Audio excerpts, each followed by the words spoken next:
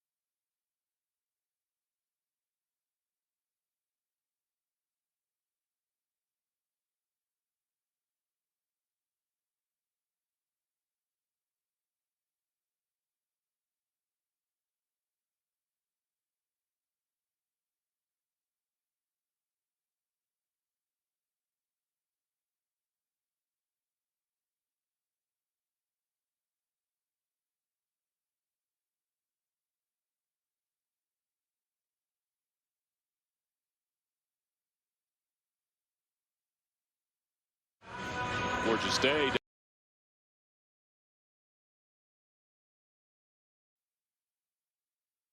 And if it does seem like the Phillies and the Yankees are on TV a lot, well, they are, because the Phillies will only play the Blue Jays, Yankees, and the Tigers. This is who the Yankees have brought today. Their lineup brought to you by Xfinity, the fastest internet in Philadelphia. DJ LeMahieu's playing third base in this ball game. That's because Tyler Wade's at second base. So LeMahieu leads it off. Wade bats ninth. Interesting, Austin Wells, the designated hitter, kid out of the University of Arizona, not played professionally yet, but the Yankees are very high on his swing. They'll face Zach Wheeler. How far will Zach go today? Well, there's a number of guys that are scheduled to pitch today for the Phillies, including Velasquez throwing 2 innings. So, you know, maybe 4 or 5 this afternoon. Ben in his last start before his first start of the 2021 season. Yeah, the last tune-up for Zach Wheeler today, and look for a fastball command. We had a couple weeks ago on the 17th on St. Paddy's Day. His sinker was electric, and I look for him to throw quite a few of them today.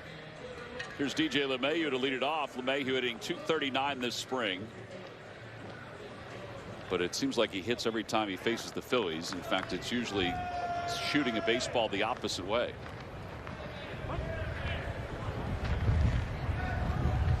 And the first pitch of the day. A bouncer back toward the middle. Segura's got it. All right, 1 pitch, 1 away. Ben, that's you like that pace. That's pretty efficient. Second, number 25, Gleyber Torres, shortstop. Here's Gleyber Torres. Torres 5 home runs this spring against Zach Wheeler. Wheeler last outing on the 23rd of March, 3 1/3, 6 hits, 7 runs. I think you just call that a clunker. Yeah.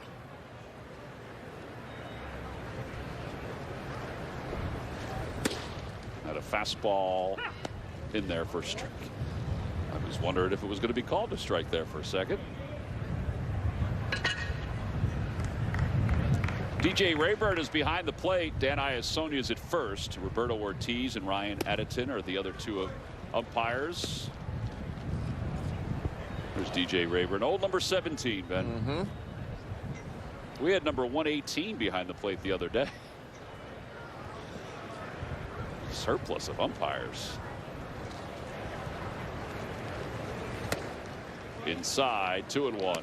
There's that sinker. And the best thing about Zach Wheeler's sinker is the fact that he doesn't give up any velocity. Usually there's like maybe 2 to 3 or even 4-mile-an-hour difference between a 4-seamer and a 2-seamer. But not with Zach. He still rushes it up there, 96, 97. In fact, today we're going to see 2 guys that rely on that sinker. Yep.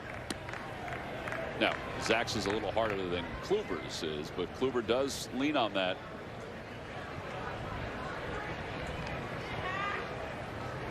Zach Wheeler, excellent pickup by the Phillies. He's in the middle of a 5-year deal. This is year number 2. Last season 4-2, a 2.92 earned run average. He had that finger issue, which, you know, cost him toward the end of the season, which he had surgery on this past off season. An issue that he's had since he was in high school. It's kind of crazy to think about that.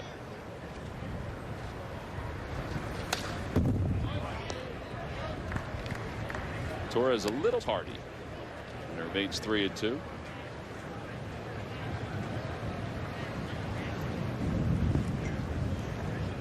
Aaron Hicks waits on deck.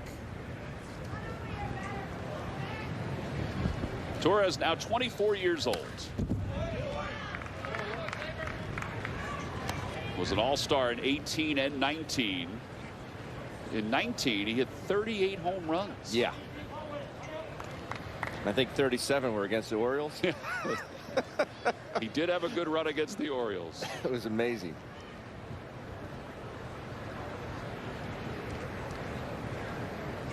Three balls and 2 strikes. And that ball runs in. Ball 4. So a good at bat leads to the first base runner of the day. And in third, number 31, Aaron Hicks. And Aaron Hicks is coming up. A little surprised they go with a changeup there, Tom. Yeah, I was. Particularly the way it ran in. By the way, 13 of his home runs that year were against the Orioles. My goodness. Aaron Hicks, a home run, 4 runs batted in this spring.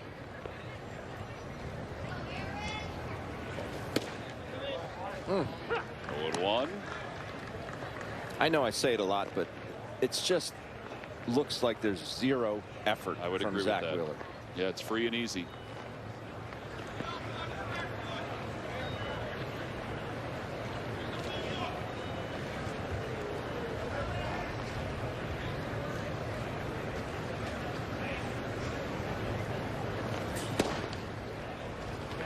With 2.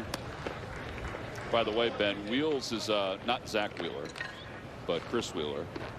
Mr. Spring Training has let us know that the wind is blowing straight out now to the Tiki Bar. Interesting. Yeah.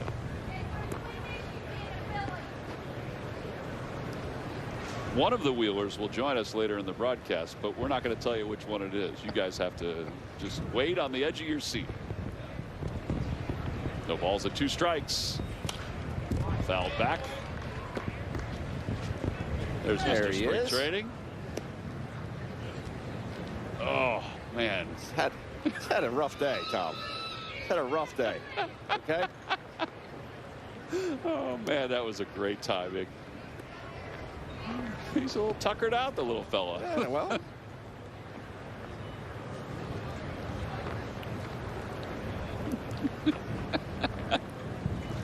No balls and 2 strikes to Hicks. And a changeup outside, 1-2.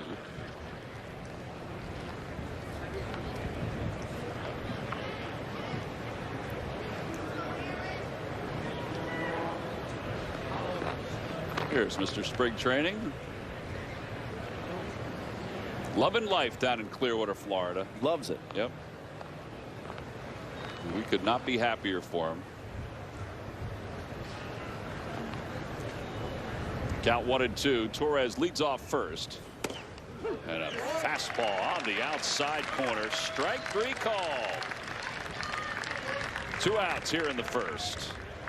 Well, you can live there, can't you? You sure can. I mean, that is just no sense of swinging at it because all you're going to do is break your bat. Well, that's kind of what was happening with Torres, is that he was fouling those pitches off, and that's why they went to the changeup. But yeah. Here's Jay Bruce. Congratulations to Jay Bruce. He's made the Yankees. He's going to be their first baseman to begin the year, because Luke Voigt undergoing meniscus surgery, and he'll miss some time. So Jay was a non-roster invitee to spring training, so he's added to the 40-man roster. It's not a strange spot for him. I mean, he's an outfielder by trade, but he can play first base. Yeah. He'll begin this year with 318 career home runs in the big leagues.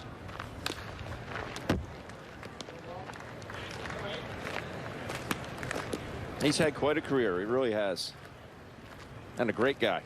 Yeah, he was great with the Phillies for the short time that he was with them, the year and a half. Played 51 games in 2019, hit 12 home runs. Last year, you know, with the shortened season, that was one thing, but he also was plagued by those oblique injuries. 1-2. That is paint.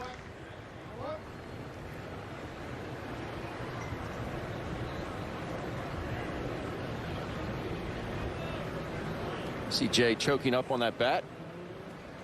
That's not a lot of players do that anymore. They just don't.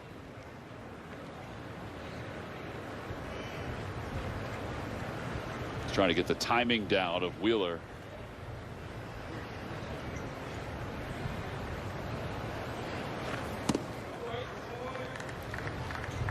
So that's what I'm talking about. That pitch at 97, and you could see the sink that it had.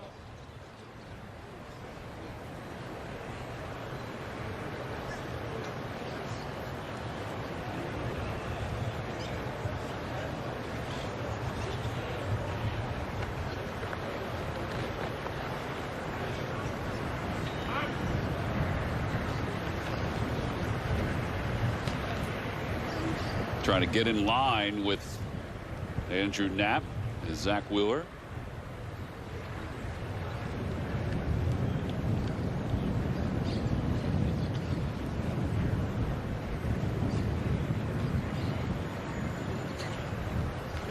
Runner goes, pitch inside, throw to second base is in time.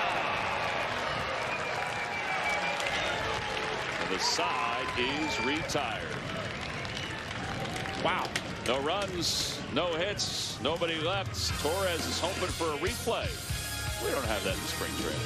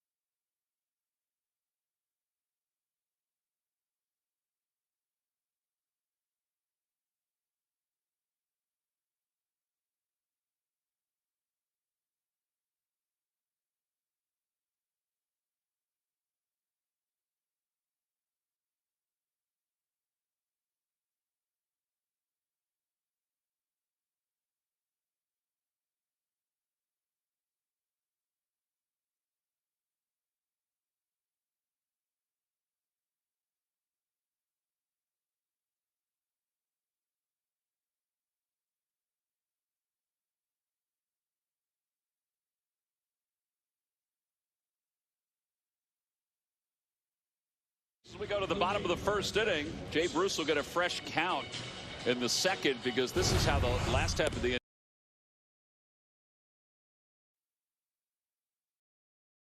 Without a doubt. So he gets rid of it. It looks like a good tag. But it doesn't look like on this angle that he actually tagged him. Well, the dirt is out. No, that's just it's just a great catch and throw by Andrew Knapp, because you just have to make sure you stay back on that baseball. You can't rush out to get it, because what happens is your butt gets up, out, and you get out of the play. You get top heavy with your shoulders. You have to make sure that pitch gets to you, and then you have to get to your feet quickly and obviously make that good transition. All right, here's the Phillies lineup, brought to you by Xfinity, the fastest internet in Philadelphia. Andrew McCutchen leads it off, then Rhys Hoskins and Bryce Harper. Alec Bohm back in the lineup today, which is a great sign. You know, he left the game the other day after stretching, trying to get himself loosened up. So he's batting cleanup for the Phils. And they're facing veteran right-hander Corey Kluber. First pitch swinging, and that one glances off the glove of Torres.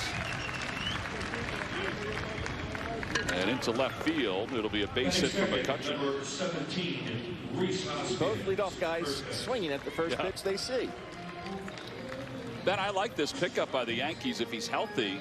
Corey Kluber is, you know, a Cy Young Award winner who has great ability to be in the strike zone and off barrels. Nicknamed the Klubot. So he's very robotic out there, but boy, when that sinker slider combo was on, there's a whole lot better. He'll face Rhys Hoskins with a runner at first, and the pitch outside.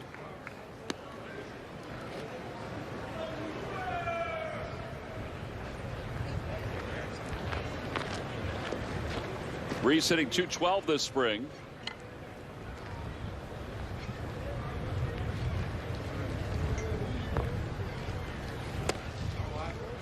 There's that breaking ball that Ben was talking about. I've read different reports about how it's sort of almost a cross between a slider and a curve. They said not necessarily a slurve, but it's just a cross between the two. And McCutchen draws a throw. I would say for the most part, though, it is more lateral. I would agree with that. Than having depth.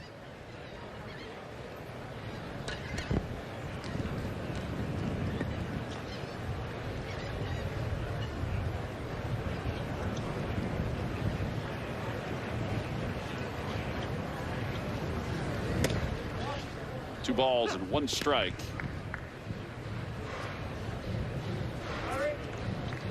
As we get closer to the start of the regular season, Dusty Wafford over in the third base coach's box. The roster's sort of coming into a little more clarity, particularly with the moves today. The lineup, though, still has some questions as far as where guys are going to hit, as that one is hit out to right field, and Clint Frazier makes the catch. McCutcheon's going to lead off, but then I think after that could be Reese batting second, could be Harper batting second. You might even see JT or Alec Boehm in that 2-hole. But I'd love that, what Reese just did. I know it's an out, but he barreled the ball and smoked it to right field.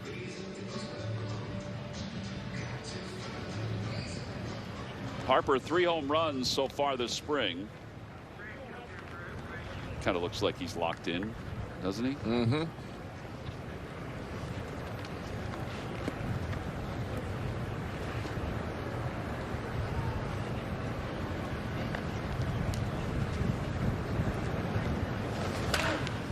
Opposite way out of play, 0-1. One thing about Bryce, I mean, you can see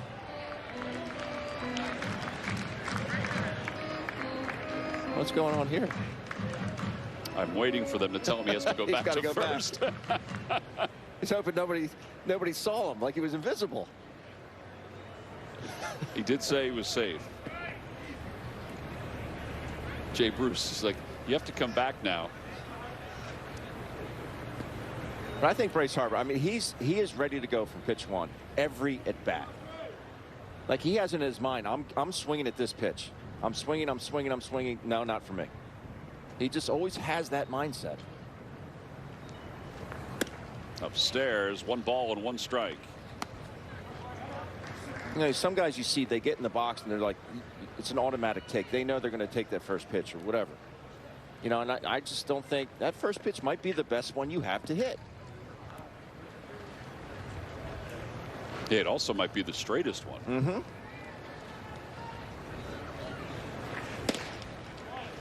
One and 2.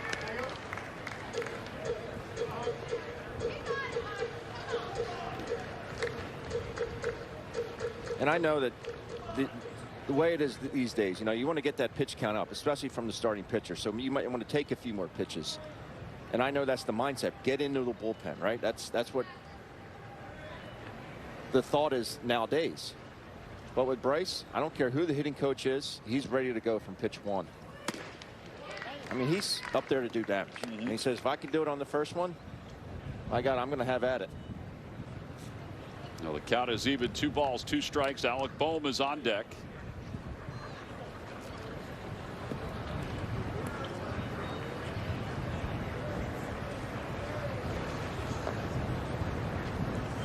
Three infielders on the right side. Aaron Boone announced that Corey Kluber will follow Garrett Cole in the rotation, at least to start for the Yankees.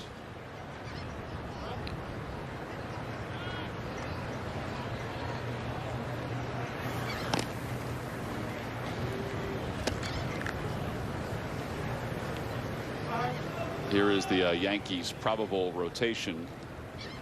Armand is slated to be in the rotation. Davy Garcia was sent out, but will probably come back at some point early on. A swing at a foul tip. 2 outs here in the first. And Alec Boehm is the hitter. Hey, Kluber gets away with one there. I thought he got away with one with Reese also. Yeah. Expected this ball to end up on Interstate 19. Bryce just right over the top of it.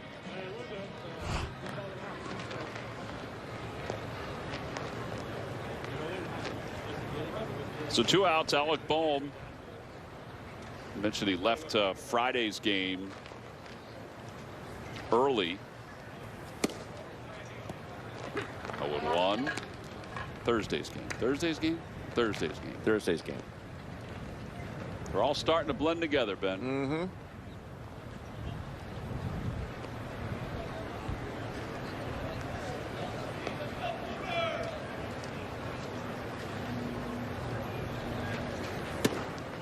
One ball and 1 strike.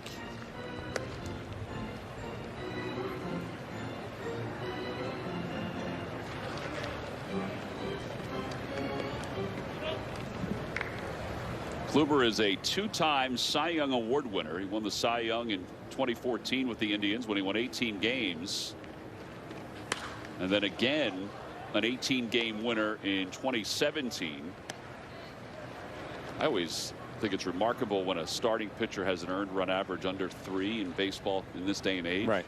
But to do it in the American League, to me, is even more of a stride forward, because there's so much, you know, there's a DH every time you're going up against another American League team.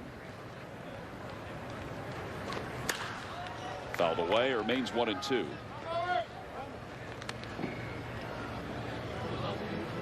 He finished third in the Cy Young Award in 2018, and it's the only time he's won 20 games. Easily could have walked away with the award that season. Blake Snell wound up winning it.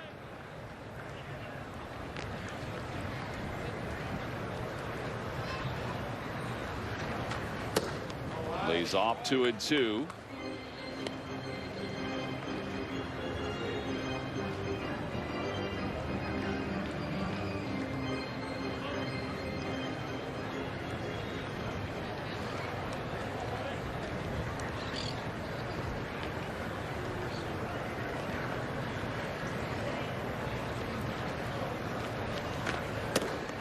Three and two, good eye.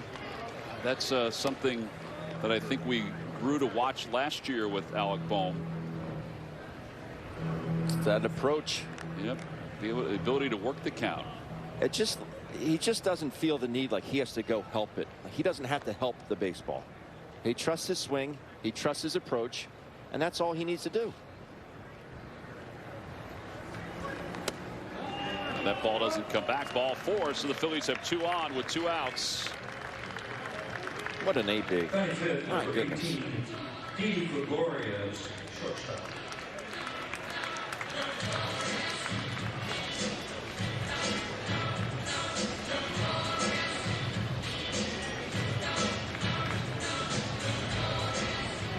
Didi Gregorius, 3 home runs so far this spring. 11 runs batted in.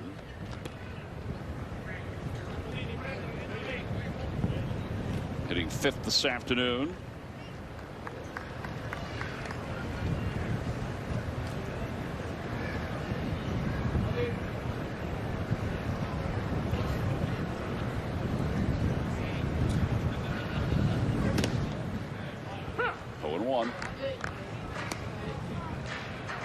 I think that was the straightest one he's thrown in this half inning.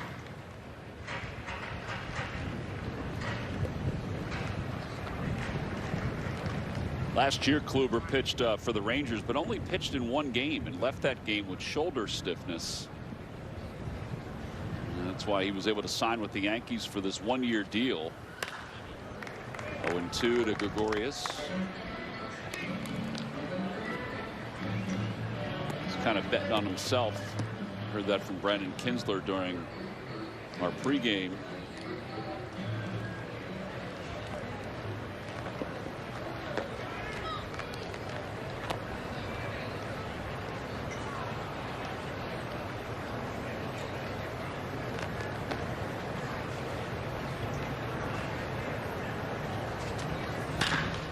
To the right side and right to Jay Bruce, who takes it to the bag, and the side is retired. No runs, 1 hit, and 2 men left. We'll head to the 2nd. It's a scoreless game.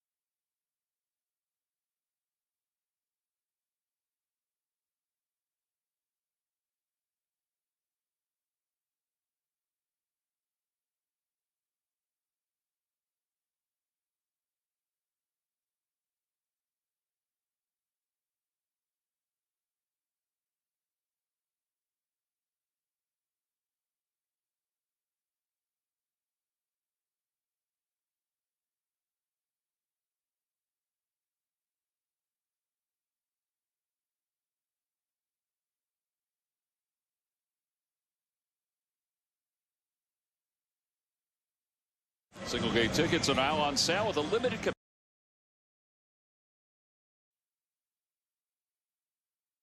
And then a day game at 4:05 on the 7th of April. Purchase your tickets today for these great games and many more at Phillies.com. You got McDonald's opening night T-shirt on 2 separate nights. Always a fun giveaway. First pitch to Jay Bruce is a breaking ball. I think that's the first one he's thrown. It is. Well, no, last inning to end the inning was the breaking ball down and in. And he took for a ball, but Andrew Knapp threw out Gleyber Torres, and that's in air quotes, threw out. Back-to-back breaking balls.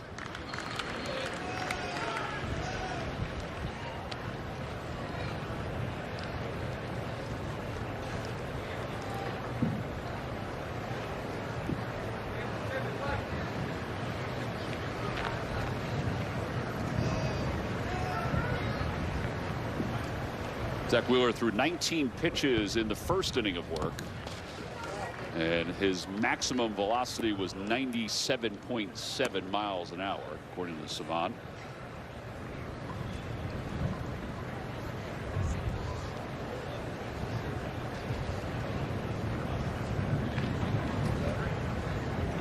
One-two pitch coming. That one's hit toward right center field.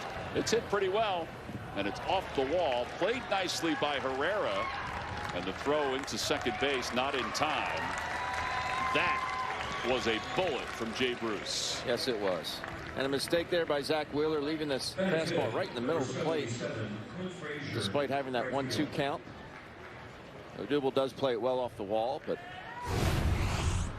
ball hit just too deep. See where this location is, up and middle.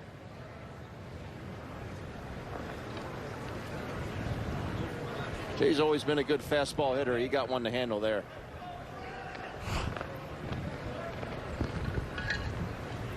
A runner at second base. Clint Frazier is the hitter. Frazier will be the opening day left fielder for the Yankees. He's playing right field today with Tauchman in left field. Aaron Judge should be in right field.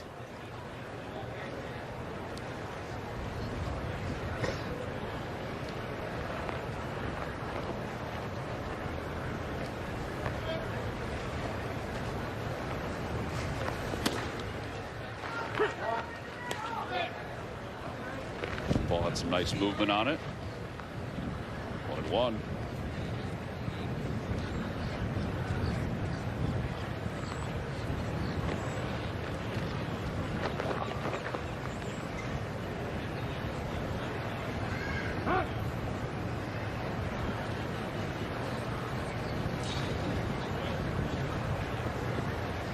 Phillies wrap up the spring schedule tomorrow against the Blue Jays.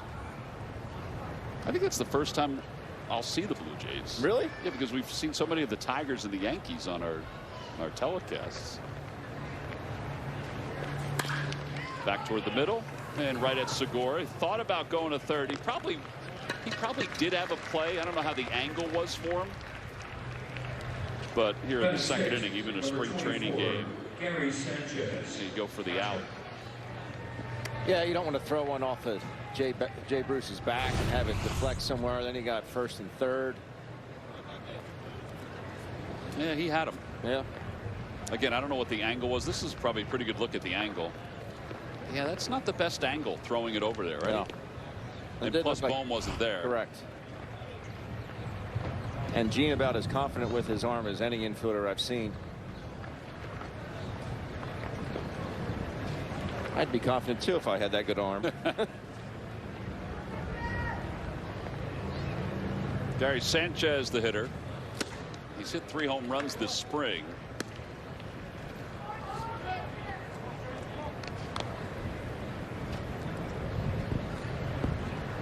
Overall 225. He may be running out of chances with this Yankee ball club. He's got a world of talent. That's for sure. He's hit 115 home runs in his big league career. for a 162 game season, he averages about 40. They just can't get him to that where they think he should be defensively. Well, that and, the homers are one thing, but there's not a whole lot else as far as the average goes. Correct. 1 ball and 2 strikes. He does have some thump.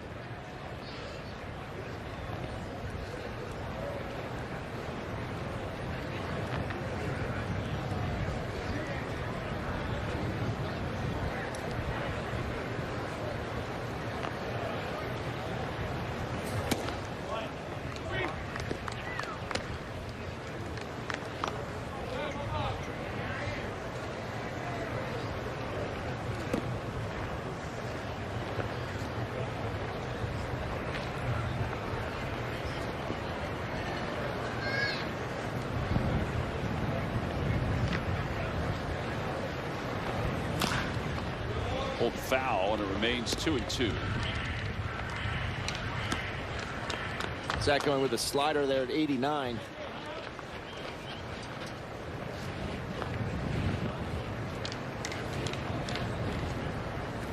It is a true 4-pitch mix. Zach has.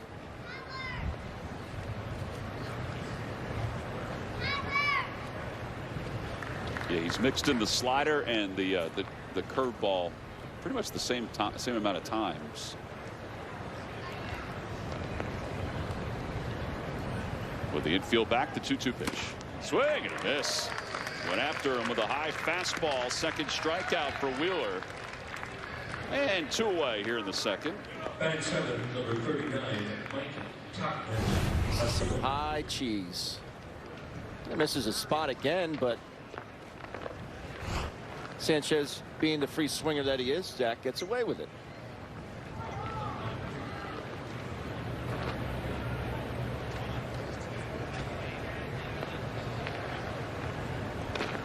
So now Topman, who's at 259 with 3 home runs this spring.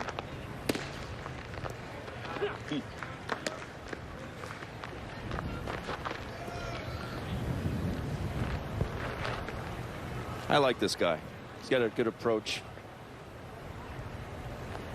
There's not a whole lot of room for him to play.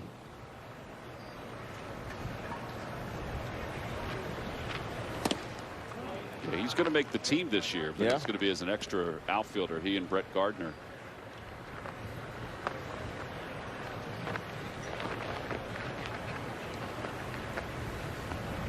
And he can play all 3 outfield positions. We've seen him in center. He's playing left today. Played 43 games last year at 242.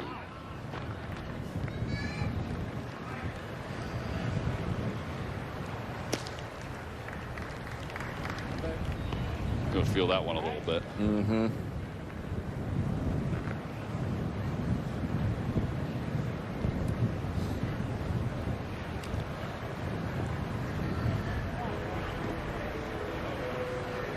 Aaron Boone's waiting. Should he go out? And here they come.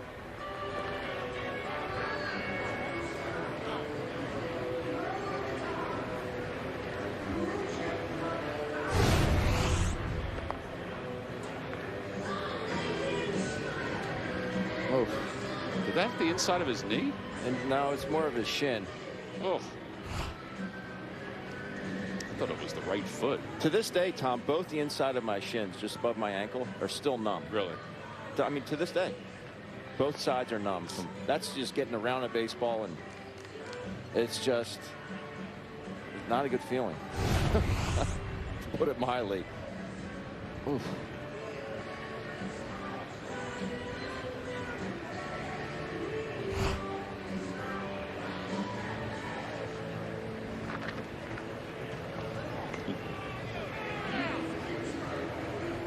All right, he's going to stay in.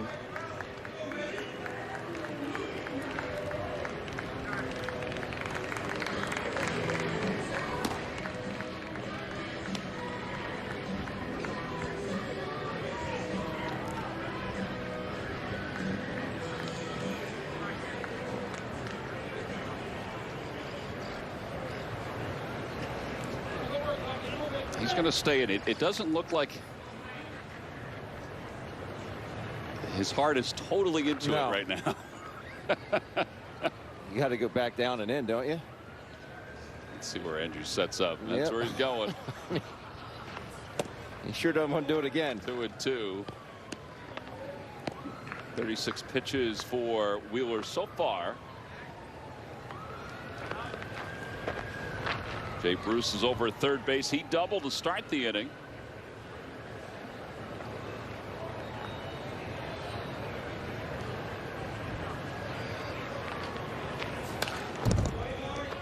It remains 2-2.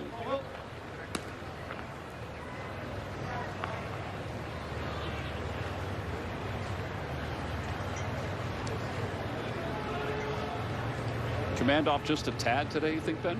Yeah, it's the fastball command, and the other thing is the Yankees, they see a lot of pitches and they foul a lot of pitches. They do foul a lot of pitches off, yeah. They just do.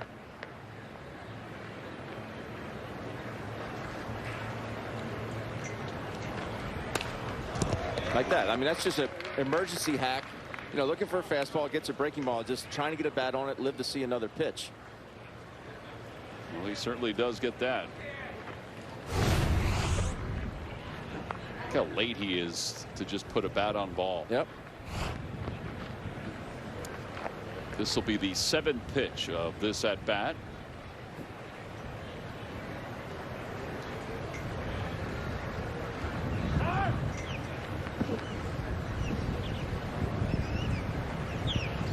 Yeah, this might be the first time in 12 years that Brett Gardner has not been in that starting lineup for the Yankees. That's amazing. I read an article the other day where he said he's at peace with it. You know, with his role and what he is now. Popped up and out of play.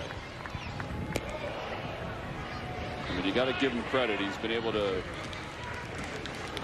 overachieve into a heck of a big league player for a long time.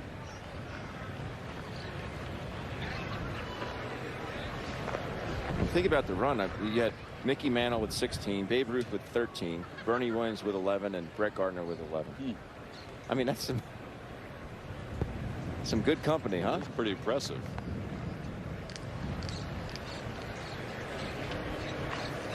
Swing, miss. He wins the battle, 97. 3 strikeouts for Wheeler. The Yankees leave one over at third. We head to the bottom of the second inning. Yankees nothing, Phillies nothing.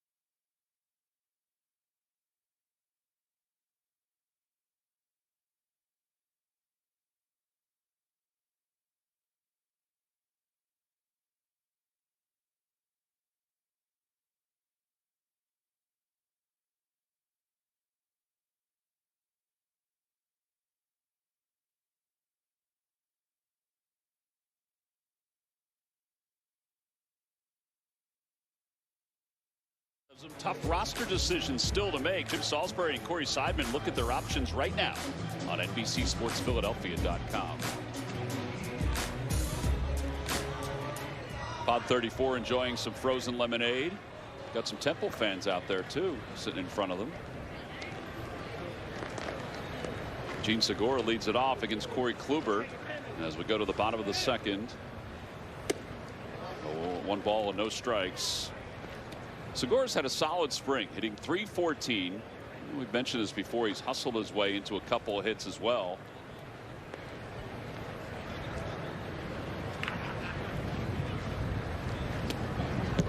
Shows bunt. Takes low, 2-0.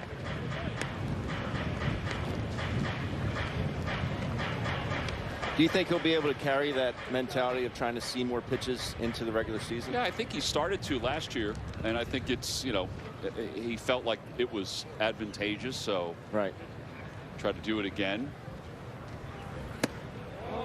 I think if he can move the way he's been moving on some of these ground balls, some of these line drives to the outfield, he's going to get himself a couple more extra base hits and a couple more hits overall. I agree.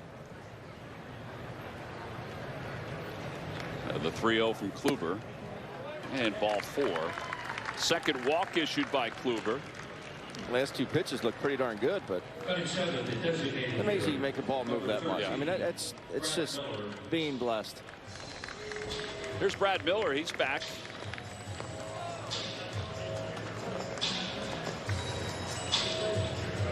Back for the first time since the 10th of March. Felt a little twinge in his rib cage.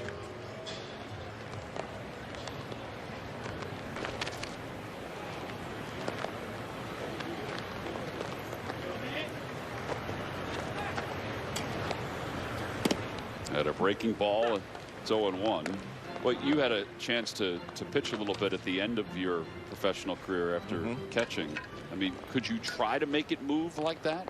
You can try and manipulate it, but I mean, there's different pressure points you can put on it. You can make it run a little bit. I mean, that's the way he can make that sinker run. And why can some guys do it over others? Is it hand size? It's hand size. It's arm angle. It's how you can manipulate the baseball, finger pressure, all those kinds of things, and getting inside the baseball maybe a little bit more.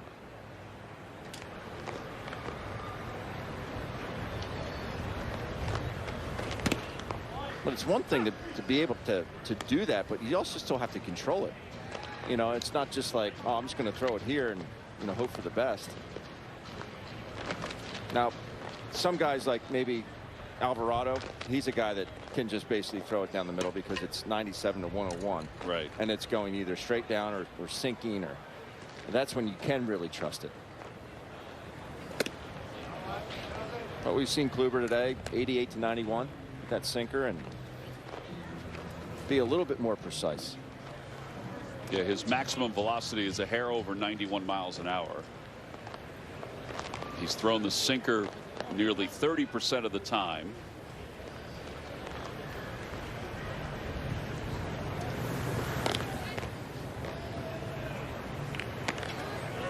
It is funny though, Ben, we were talking about his breaking pitch, that it's somewhere in the middle. Baseball Savant, which is what we follow a lot of times to give us velocities for pitchers and sometimes the number of pitches they're throwing. They have his breaking ball, and they're usually pretty on target with this stuff as a curve. I'm with you though. I always thought it was more of a slider.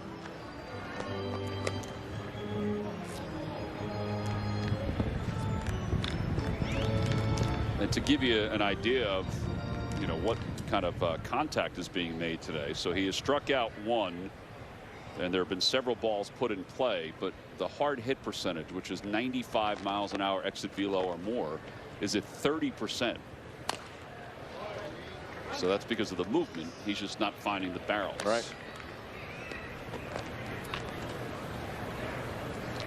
One and 2 to Brad Miller. Good sign that he's back and healthy.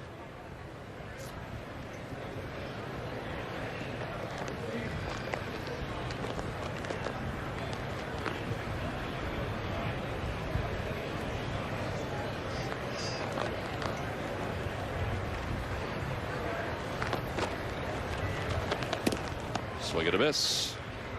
Second strikeout for Kluber. That's a good pitch.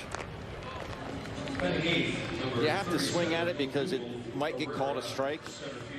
But again, what are you going to do with it?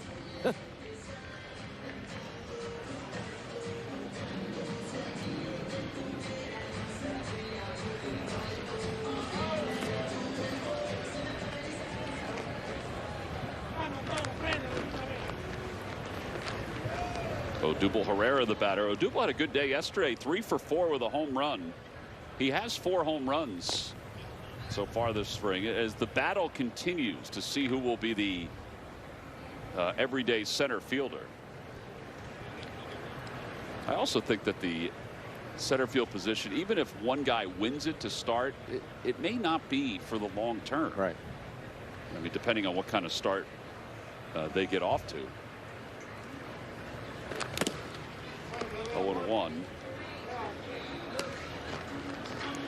That pitch right there is the one that you know, can Odubel continue to make contact on? Something a little soft. Joe told us the other day that it's going to come down to the wire, which is tomorrow, basically, and it may even be after tomorrow. Because they now have all the players that they had to give decisions to, which was the 25th. They've taken care of all that, and now it's just seeing, all right, who's going to win that center field job?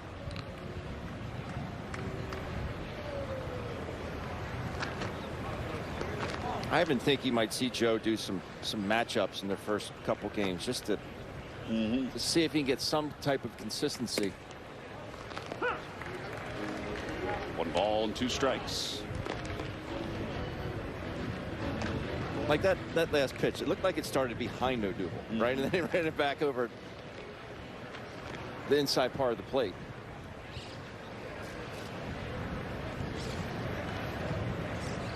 See how close he is to home plate.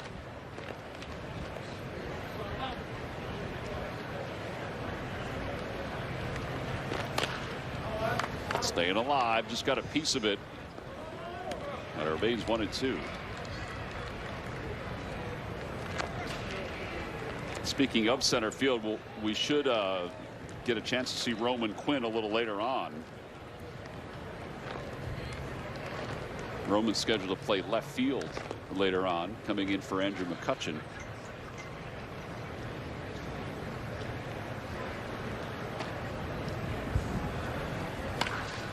I don't know how he hit that. I really don't know how he hit that baseball.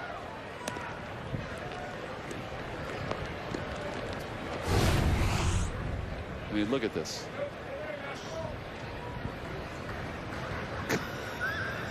Well, that's going to his left knee. Yes.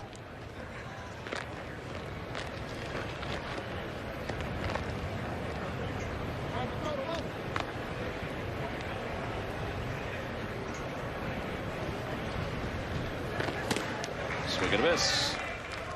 3 strikeouts for Kluber. He wasn't going to go with another fastball. And Andrew Knapp, the hitter. Change up there. Right over the top.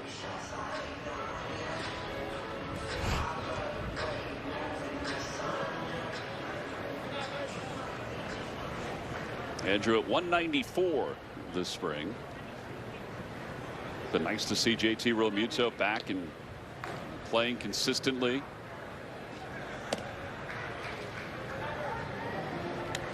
One ball and no strikes to Knapp.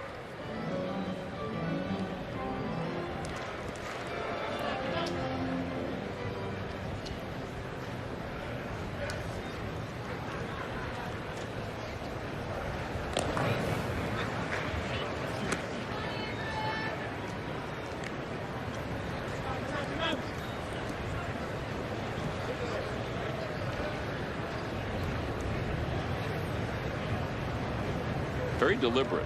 Very deliberate.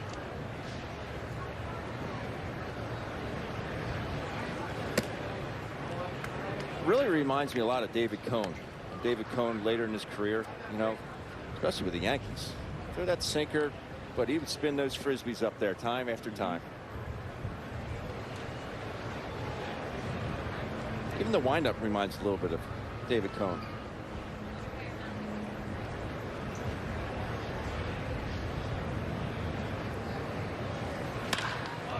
Center field. That's pretty well struck. Hicks going back, reaches up at the last moment, trying to gauge the wind, and he makes the catch.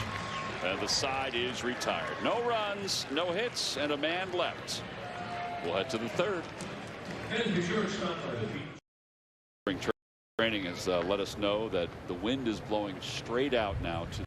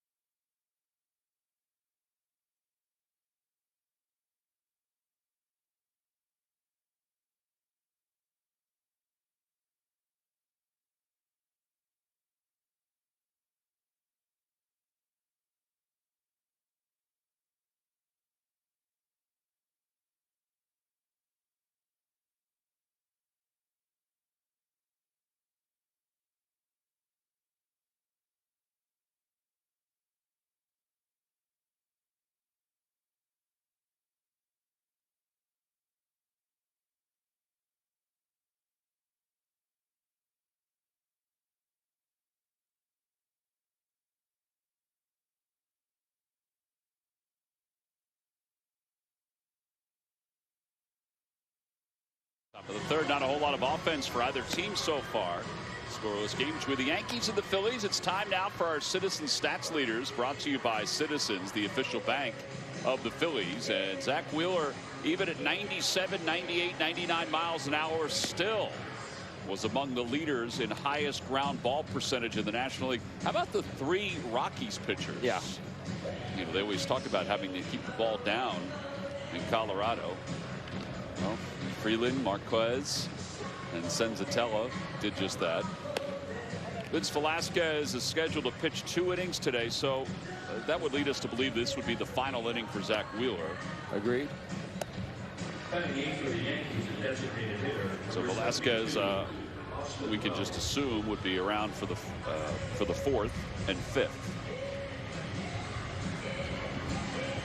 Austin Wells is the hitter for the Yankees.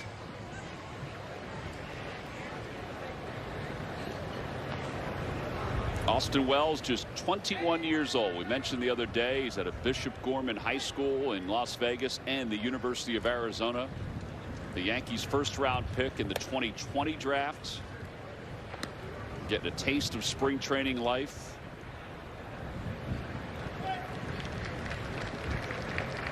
Last year at Arizona, just 15 games before the shutdown, he hit .375.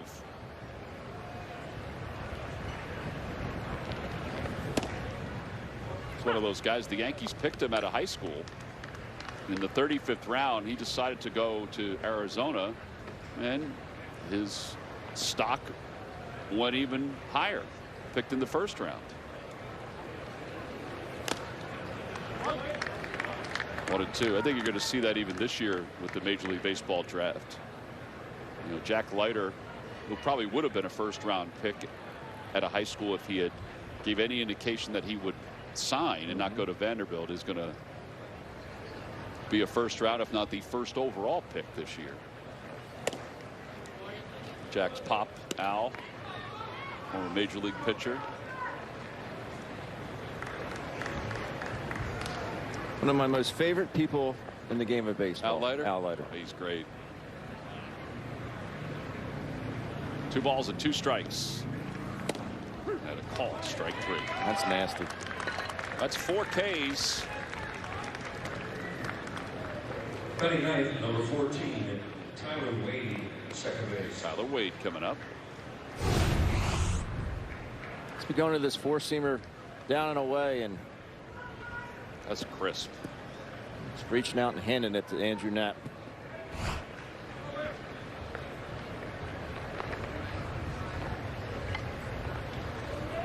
Wade at 194.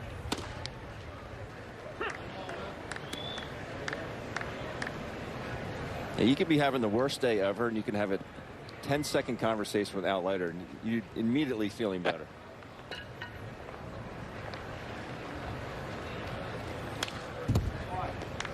A little conscious effort to throw fastballs this inning. Yeah. Well, if this is last inning, just leave it all out on the field.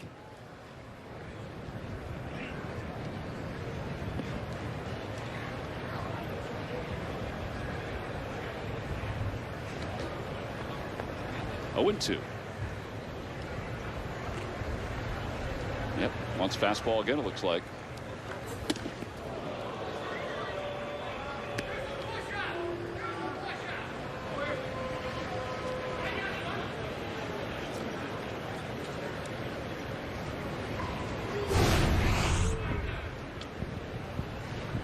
Moving his feet. Yep. Don't get too comfortable.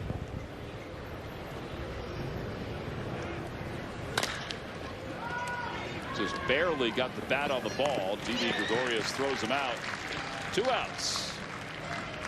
Third baseman, DJ LeMahieu. So 4 strikeouts and 3 ground ball outs. Then the caught stealing.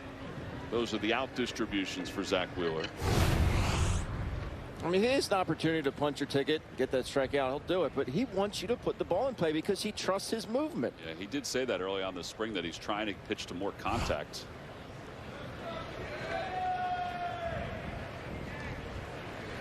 DJ LeMahieu grounded out his first at bat on the first pitch. Where does LeMahieu rank on your all underrated team in the game of baseball? Like current players now? Yeah. He's probably top 3. Yeah. It's a guy that just all the guy does is hit. All he does is hit. In this game, all he does is hit ground balls to Gene Segura. That's a 11 pitch inning for Zach Wheeler. That could be it for him for the day. Pretty good. We'll go to the bottom of the 3rd.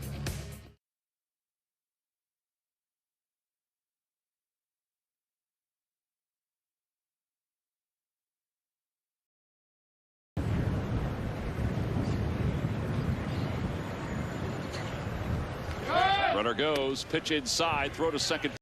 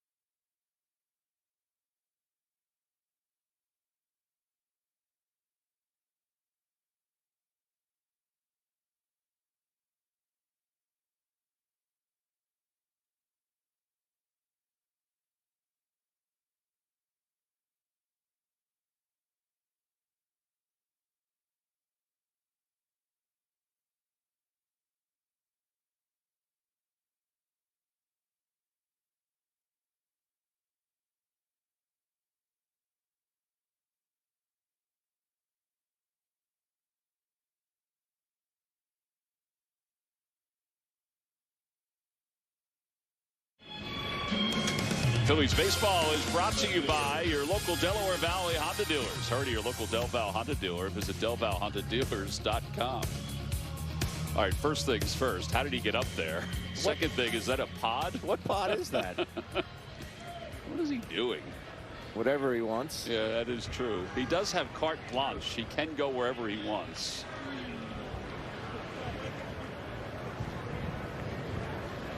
It'd be great if he had a cell phone. He took some pictures from up there.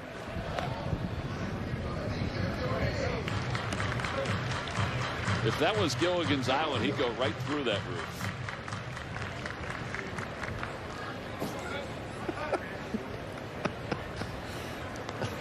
No balls and 1 strike to McCutchen, who singled his first at bat.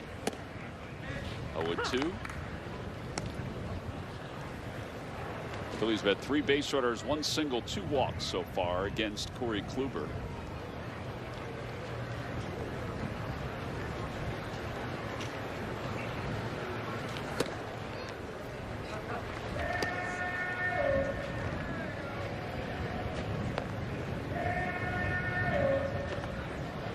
They have McCutchen, Hoskins, and Bryce Harper for the Phillies. Just a bit low. That's trusting yourself there. And selling it. Must have seen that right out of Kluber's hand. That was a pretty darn good pitch.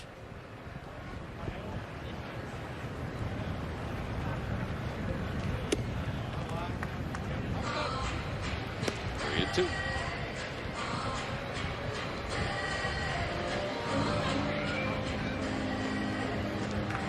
Seriously, how did he get up there?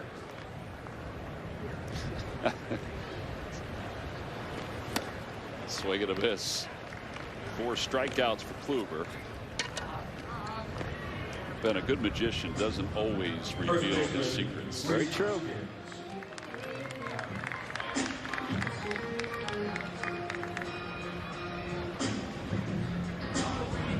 Reese flied out to right field to the warning track his first time up. It was more of a line drive than it was a fly ball.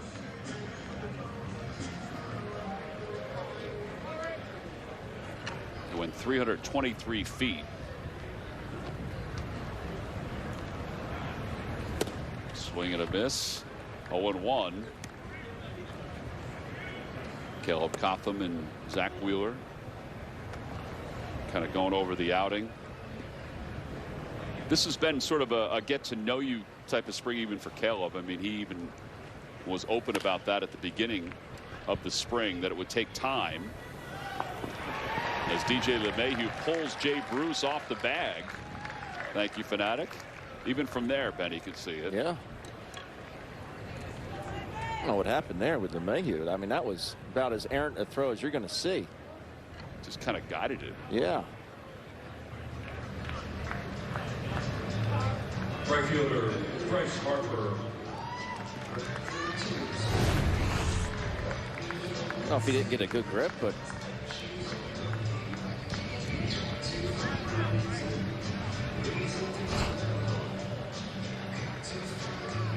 Jay Bruce did the right thing. No, you got to pull up the anchor and go get that baseball. It is weird seeing him over at third base. Yeah.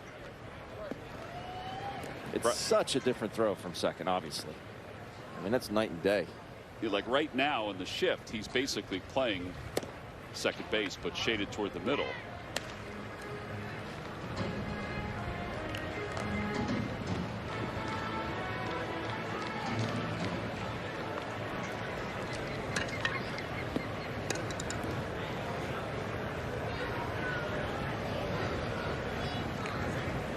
One ball and no strikes. 2-0. Reese has been given a hit on that ball. Yeah, Reese Hoskins singles on a ground ball to third baseman DJ LeMahieu. Well, he wouldn't have thrown him out with a clean throw. He was blazing up the line. Yankees have put Ryan LaMare in to left field for Tauchman. 2-1.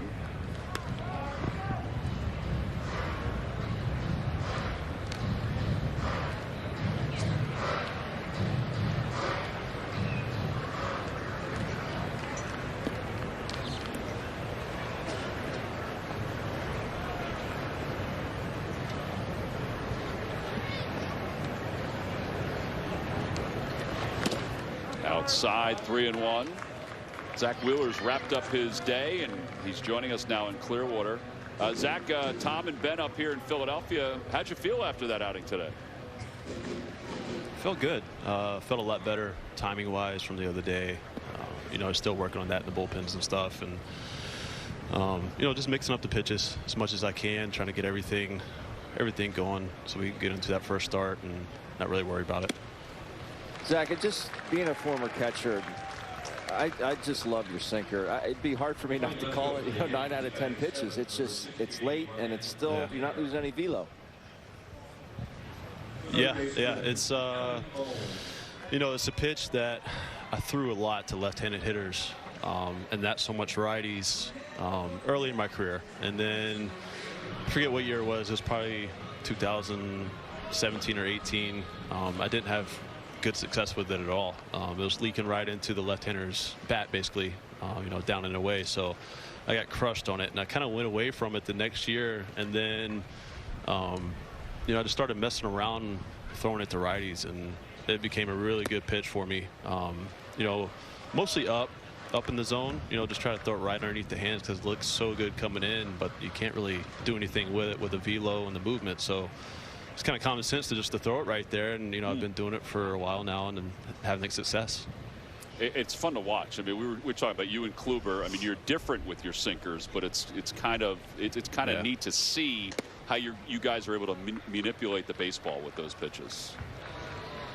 Yeah, it's a fun pitch to throw if you can I guess you could say master it, or even just throw it for strikes. It's a fun pitch. I mean, you watch Nola, he's front door and lefties, and that's something I wish I could do, but I just don't trust it right now. You know, the stuff that you work on in the bullpen is, you know, just trying to expand your pitches a little bit more, throwing it to different sides of the plate. You know, I started throwing the backdoor slider a little bit more.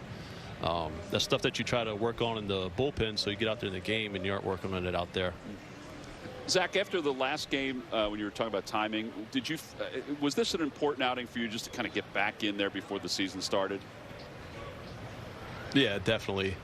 You know, last game obviously wasn't what I really wanted, but yeah, just the timing aspect of it today was a lot better, and yeah, I feel great going into the season now. You look like you had a couple different innings. Like the one inning, you wanted to seem like you wanted to throw a lot of curveballs, and then like the last inning, I don't think you threw any all speed. It was just all fastballs. Is that something you and Napper talk about going out into a particular inning?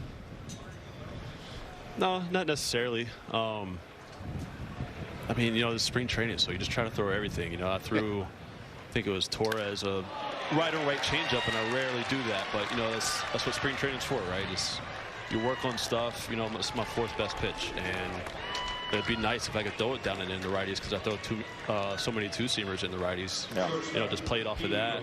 It'd be nice if I could just you know, sort of master that. Pretty good swing by Alec Boehm to load the bases up. Zach, give us a little insight on Matt Moore, Chase Anderson. What do their additions mean to the rotation, do you think? Yeah, I mean, they bring the veteran presence, right? They've been around, they've done it. You know, they're a little different than, you know, a couple of us in the rotation as it is. So just having different looks, having the lefty in there is always nice, just to mix things up. You know, just like I said, the veteran presence I think is the biggest thing, and they've had a good spring so far, both of them. Yeah. And how about Caleb? How's the relationship been with Caleb Cotham? Everybody's raving about him as a pitching coach. I mean, you guys were chatting as that ball just nailed Didi. That's a little painful. It's going to force in a run. But what about Caleb, Zach? Yeah, he's good. You know, he's young. He can relate. You know, he knows how to talk with you, and he's fresh out of the game. That always helps. You know, we all loved Brian last year, and then you know, Caleb came along, and he's been nothing but great. So he's definitely helped me out so far, and you know, look forward to keep working with him. Zach, the addition of some of these bullpen pieces, I mean, I think the Phillies have really solidified the bullpen. Obviously, last year didn't go too well, but how much pressure do you think that's going to take off the starting rotation, and knowing you guys don't have to be so perfect? I mean, that's the goal, right? It's to be perfect every time out. So whether the bullpen's there or not, we're trying to go out there and throw complete games, you know, no hitters, perfect games. And that's the goal every time out. You know, it doesn't ever happen hardly, but that's the goal. And you know, you can only worry about yourself when you're out there, right? So you come out of the game and, you know, you cheer them on and hope for the best. And you know, we have a good group of guys out there this year that you know, you can trust, and it's going to be fun to watch. You know, a lot of power arms, and I feel like that plays in the big leagues these days. All right, so how cool is it? We've been talking to guys about the fans being there. Is it? Can you feel the difference, even though it's a light crowd each day? Yeah, definitely. Even if there's, you know, half capacity or whatever it is. Yeah, I mean, you know, just that buzz in the air is different. And you know, it was hard to get going sometimes last year, to be honest with you. You know, you go out there in the outfield and try to get loose and warm up to go off the mound in the bullpen, and there's just nothing going on. So it's yeah, it's a big difference, you know, just to have that buzz. Yeah, it was quiet. Yeah, those cutouts didn't get you going. No, they didn't. No. Well, Zach, we appreciate it, bud, and we look forward to seeing you back here in Philadelphia in a few days. It was exciting to watch you throw today, and thanks for coming on. Thanks, Zach.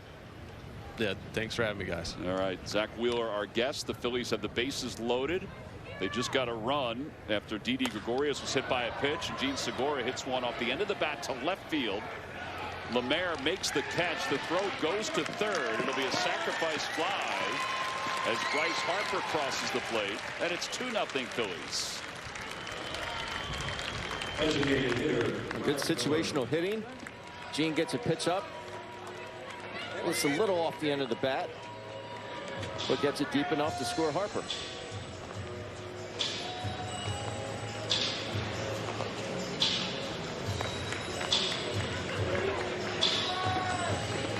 Little manufacturing, Ben. Yeah. Hit by pitch.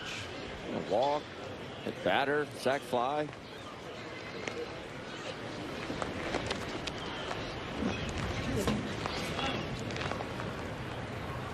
And now Brad Miller, who struck out his first time up. 0-1.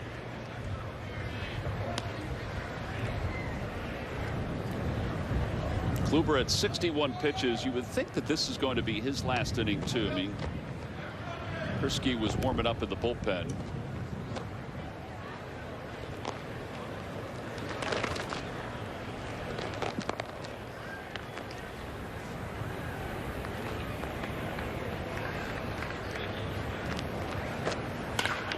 That ball's rocketed foul down the right field line. 0-2. Really close to being really good. I mean, that ball's up underneath. It's like right underneath his belt. He was able to pull his hands in and somehow get a barrel to that baseball. Didi had spun right past Alec Bohm, so he has to go back.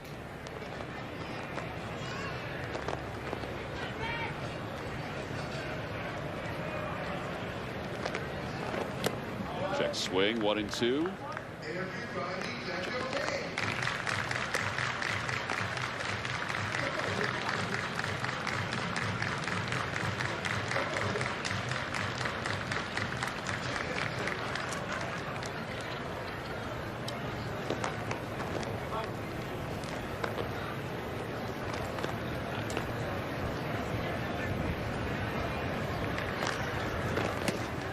Outside, 2-2.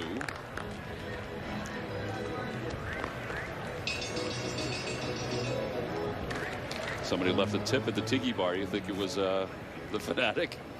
He is very generous. Yes, very big wallet.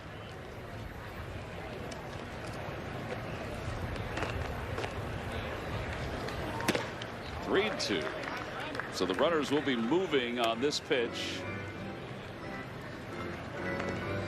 As Brad Miller battles back and works the count full.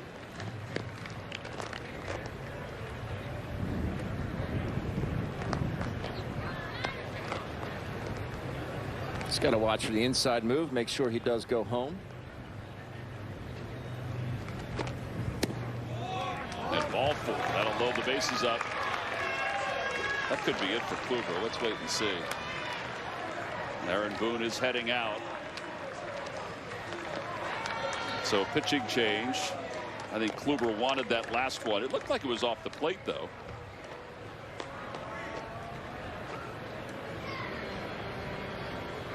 Just didn't seem like that breaking ball had as much bite this inning.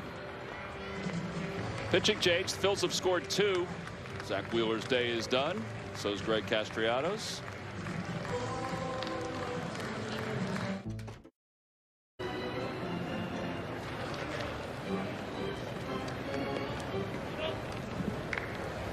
Kluber is a 2-time Cy Young Award winner. He won the Cy Young in 2014 with the Indians when he won 18 games.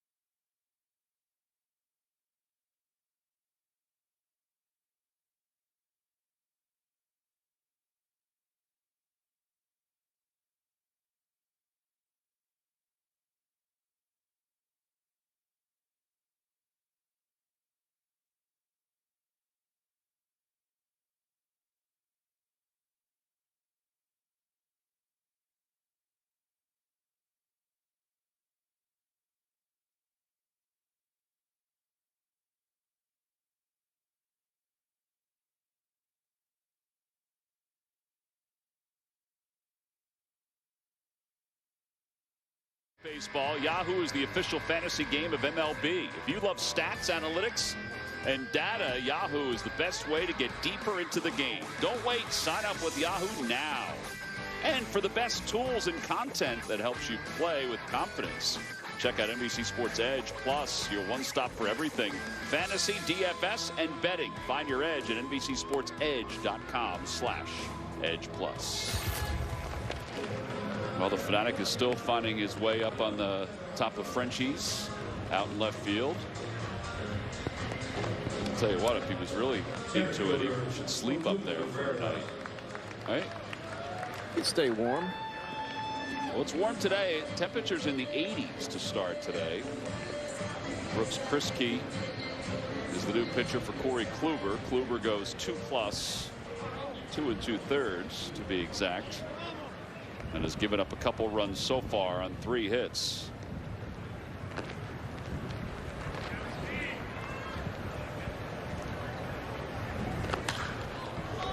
Walked 4 in this game. That's the stat that I think jumps out more than anything else, right? Yeah, without a doubt. Also hit a batter. Yeah, like that one, it's just like he just got tired that inning. I don't know. When he hit Didi, I mean, that wasn't even close to the spot he wanted to hit.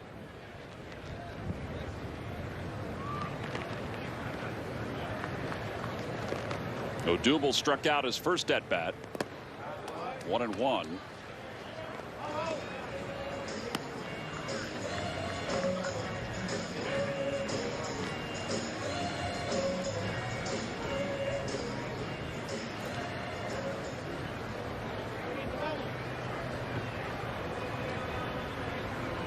Bases are loaded.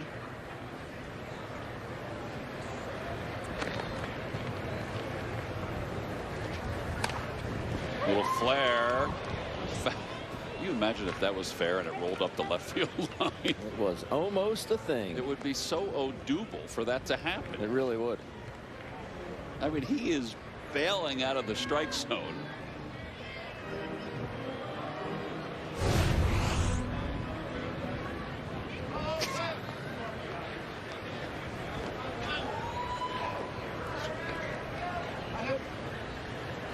Seriously. That had some spin. Never questioned his hand-eye coordination, that's for sure. 1-2 is bounced to the right side. Odubel hustling but thrown out. 4-3 on the putout. That'll do it for the Phillies here in the third, but they do get a couple of runs. They leave them loaded. Well, didn't have the best view on that one. I don't think he got it right. We head to the fourth. Phillies up 2-0.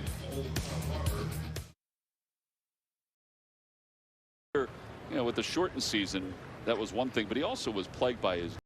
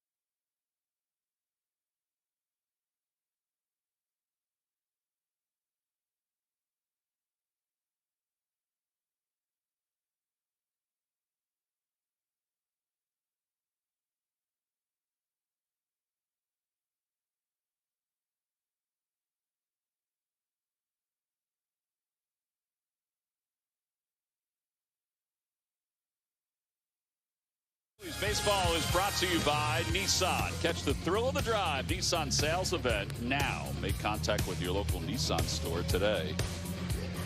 All right, so this is absolutely funny. Ben, last time you were up on the top of a tiki, tiki bar. Yes. You had trouble getting down also, right? And getting up was not an issue. It was getting down. You know what was never an issue either was the athleticism of the world's best mascot. Very true. Just happened to have a rope up there. He thought of everything. And yes. Oh, man. Very funny. It's not easy to do with a size 34 shoe on either. That is very true. A little rope. Like I said, he thought of everything. Vince Velasquez is the new pitcher.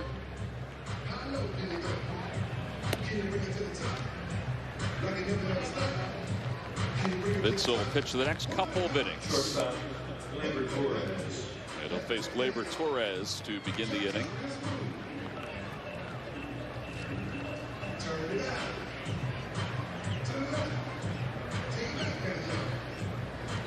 Torres walked into first. Zach Wheeler went 3 innings, struck out 4. He allowed 1 hit. Had a really good fastball, good sinker. It'll be Torres, Hicks, and Bruce against Velasquez.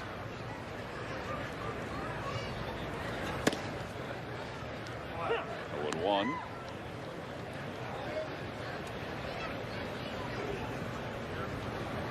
Looks like Vince is going to be part of this pitching staff out of the bullpen, and then will be used if for some reason one of the starters break down. Spencer Howard's going to go to the alternate site and keep himself stretched out.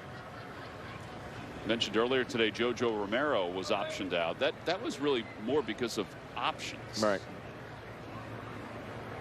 At least I think that. Wouldn't you agree with that? Yeah, you think they would want to keep at least 2 lefties. And a call, strike 3.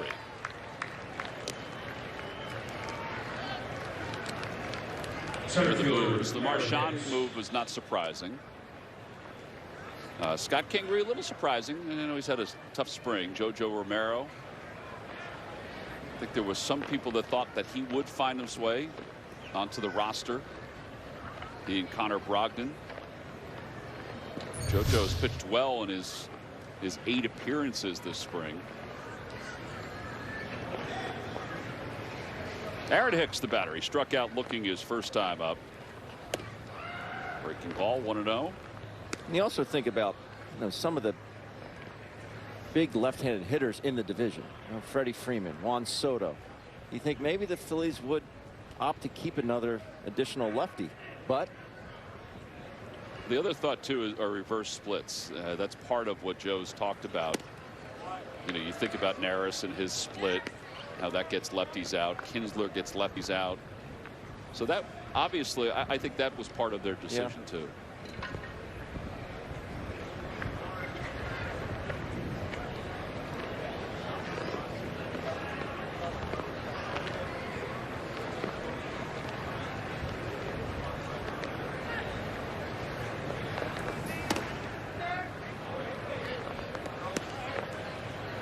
Balls, 1 strike.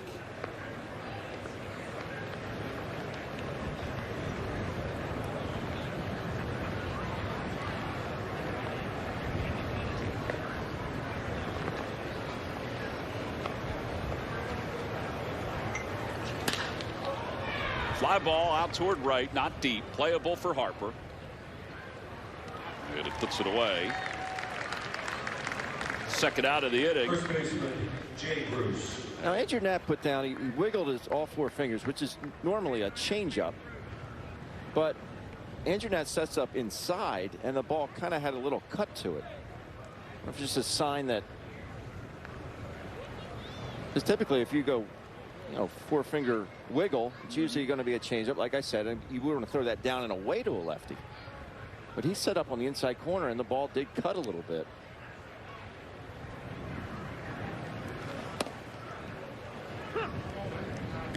Got a confident fastball today.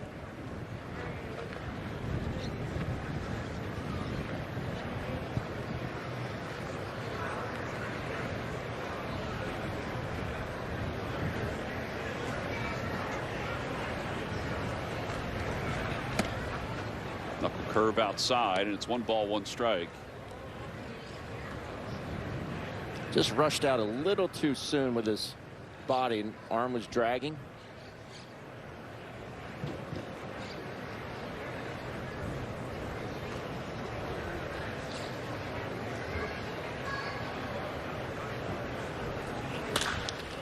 Pulled to the right side. Sounded like he may have broken his bat. At a 1-2-3 4th inning for Velasquez. Yankees go down in order. We played 3.5. It's 2-0 Phillies. 0.7 miles an hour, according to Savant.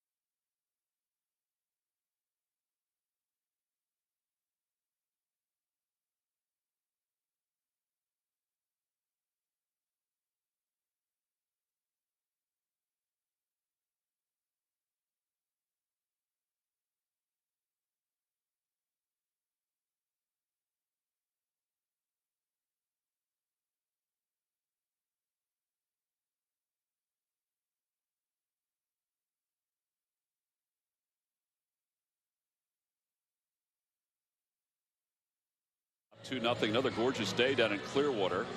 Phillies scored 2 in their half of the 3rd. And now as we go to the 4th, Andrew Knapp is scheduled to lead it off. Joe Girardi joins us down in Clearwater. Joe, another nice day down in Clearwater. It's raining up here in Philadelphia, so we're envious of what you got going on down there. Yeah, a lot of rain, right, up there? Yeah, a lot of rain. Yeah. Yep. Possible tornadoes. It's good for tonight. the grass, though. It'll make our grass. Well, we don't need that. No. Obviously, we don't need that. But it is very warm and windy. The wind's blowing out pretty hard to left center today, and it's nice weather. All right, so you made some roster moves before the ball game, which we talked about in the open. Can you talk about those a little bit? Scott Kingery being optioned out, and JoJo too. As Andrew golfs one to center. Ooh, nice play. Yeah. Andrew's got the right idea. He's hit 2 balls to center field today. But yeah, so we optioned JoJo, and JoJo really had a pretty good spring. We talked to him about some efficiency, being ahead in more counts. When you look at the ERA, it's good, but you look at some of the other numbers, the WHIP. But we're really excited about JoJo because I think he has a possibility of being an elite reliever. He's up 97, 98 yesterday. He's got a very good changeup. He's got a good sinker. He's got a good breaking ball. I mean, he has a lot of weapons. So to me, it's just becoming a little bit more efficient for him. And then you look at Scott. Scott's trying to make some swing adjustments, and we just feel that. I believe Scotty's an all-star. He can be an all-star. I really believe that. And we're just trying to get him back to being, that line drive hitter that hits some home runs. And this way he can go work on it. There's not so much pressure on every at-bat. And we think we're going to get back a really good player. I guess that's what we were talking about. These moves that are made, they're not set in stone. I mean, so because things are ever changing in the sports. That's right. And we saw improvement in him. We've seen a lot of improvement in his work. We've seen improvement in some of his game swings, but we want to get him some more at bats so he feels really comfortable with it. The other thing that we want to do is we want to move him around a little bit, play him at some second, play him at some shortstop as well, and he'll get a chance to do that in the alternate side. Joe, you had to like what you saw out of Zach Wheeler today. We were able to have him on earlier, and I said, you know what, Zach, being a former catcher, it's watching what we see. It'd be hard not to call that sinker 9 out of 10 times. I mean, it's late, and it's got that velo. You got to like what you saw out of him today. I did, and I thought his changeup was pretty good today, and he threw some curveballs, but his sinker is really, really good. And you know, he can go through a lineup without having to throw all those pitches the first time through with the sinker. So then, you know, I think that gives him a little bit of an advantage when he goes the second and third time. Corey Kluber came back out and got the first 2 hitters, but he'll exit out. We'll stay and chat with Joe. Joe, are you comfortable with your lineup right now and with your rotation going into the season, the way things have sort of fallen into place? Yeah, we feel pretty good about the way things are shaping up. And again, you know, you talked about what we start with April 1st is not necessarily going to be what we end up with, but we feel pretty good about the team we're putting together here, and excited about, you know, the improvement in our bullpen. You know, I've been really happy, you know, if you go back to like 4 or 5 days ago, just the way our guys have been grinding out at bats. And that's part of the reason, right? It's 2:39 in the 4th inning. We played over an hour and a half already. Yeah. And part of that is, and you know, that's what you want. You want to make their pitcher throw a lot of pitches and try to get the bullpens. And if you can do that earlier than they would like to, so they can't set it up. So our guys have been really good lately. Joe, how anxious do you think the guys are, you included, to head north and get it started for real?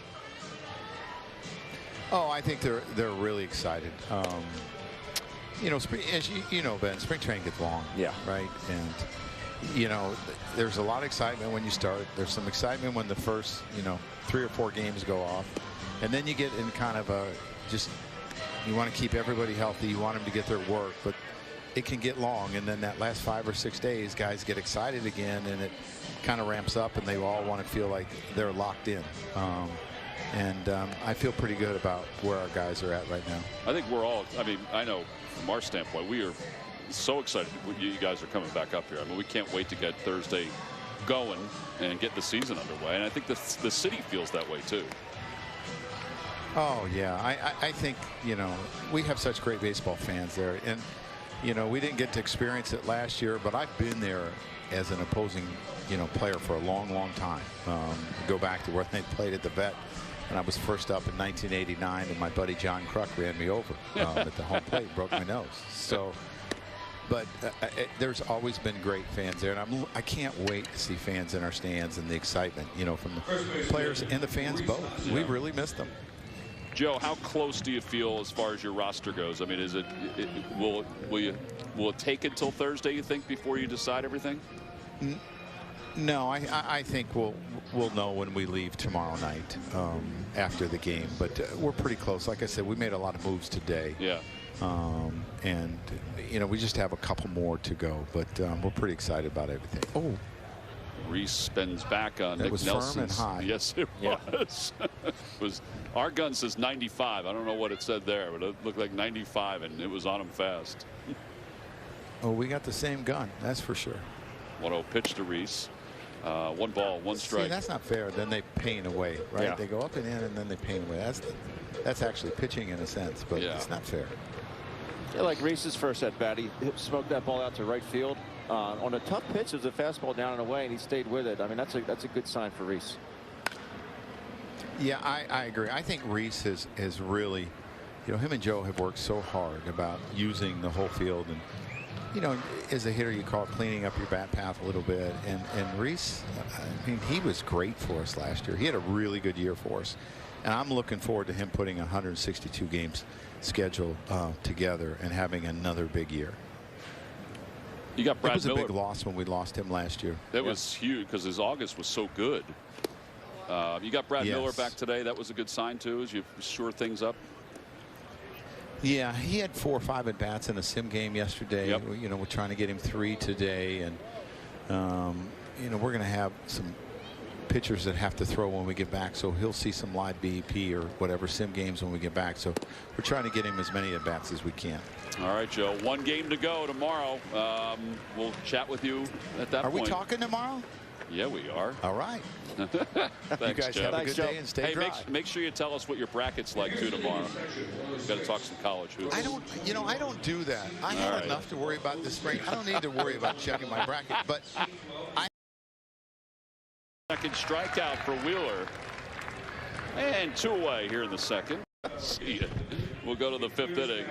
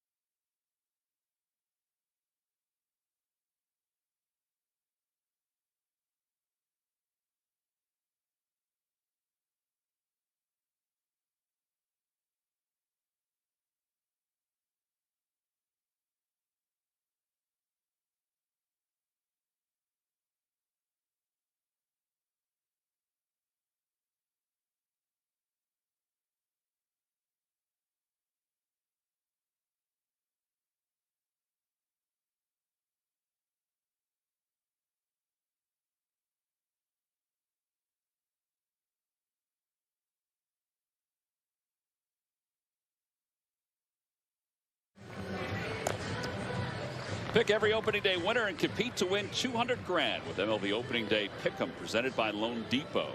See rules and enter at MLB.com/pick'em. Restrictions apply. Let's hope opening day looks like this. Yes. On Thursday, not like this, which is today. Ben was out washing his truck this morning in the parking lot because there was so much rain. Vince Velasquez back to work for his second inning. Clint Frazier fouls it away. It's 0-1.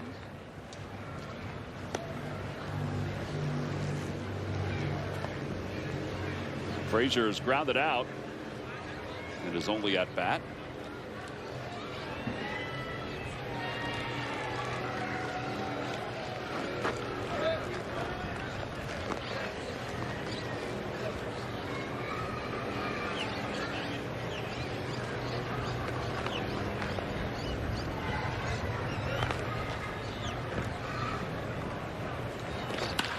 Off the hands, loop to center, and Odubel can't corral it. It's off his glove, and Frazier will hold up at first base. That's only the second hit for the Yankees. See the frustration on Odubel's face right there. Ball that he thought he should have had. It's a big swing by Frazier, and I'm not sure if he just doesn't get a good jump. Like jumps back on a little bit, but hit his glove. He probably thinks he should have had it. Yeah, he should have had that. I mean, it wouldn't have been a routine play, but no. So base runner Gary Sanchez coming up. Sanchez also struck out. It was one of 4 strikeouts for Zach Wheeler, who went 3 innings, allowed a hit, no runs. And Velasquez working from the stretch for the first time.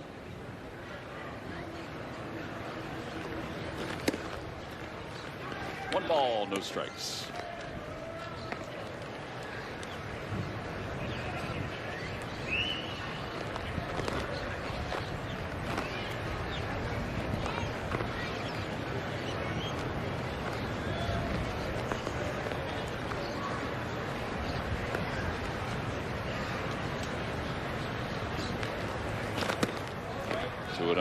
Kind of overthrew that a little bit, and you know the velocity was only 92.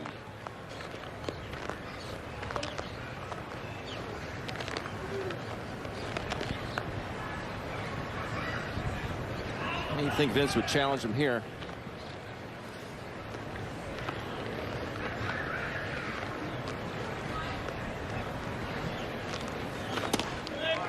That's a good spot. He's been sitting 95. That's been his top velocity.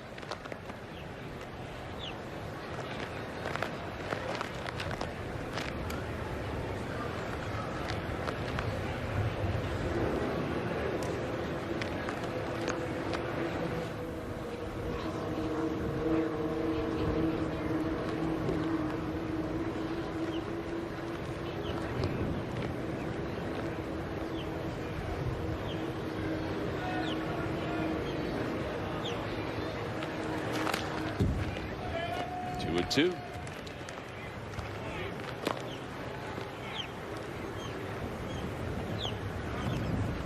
This is basically what Vince's role looks like it's going to be, is to be utilized as a long man, but also as a guy that can get an inning or maybe a little bit more than an inning. And then they'll have to juggle with the ability to try to keep him stretched out. Yeah. If they need to utilize him in the rotation. Spencer Howard will be stretched out down in AAA.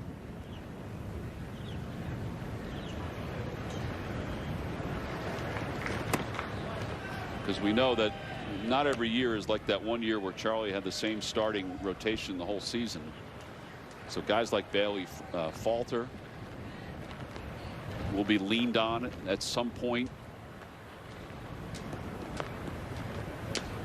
3 balls, 2 strikes. Rudder at first. 2-0. Phillies on top here in the top of the 5th inning. Swing and a miss.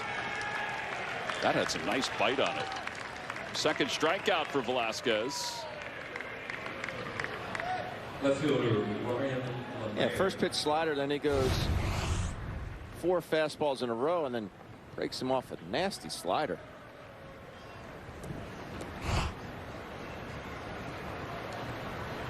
And I think Vince has the ability. I mean, he's got a resilient arm. He'll be able to bounce back quickly, I think, and maybe go back-to-back days. And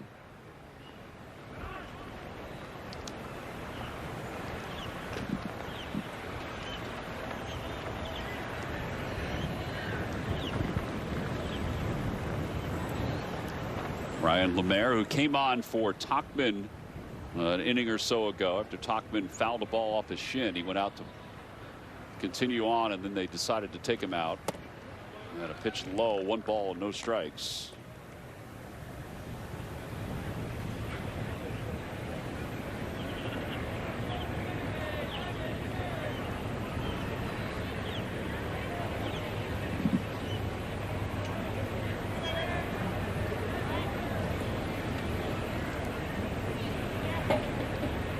What a no.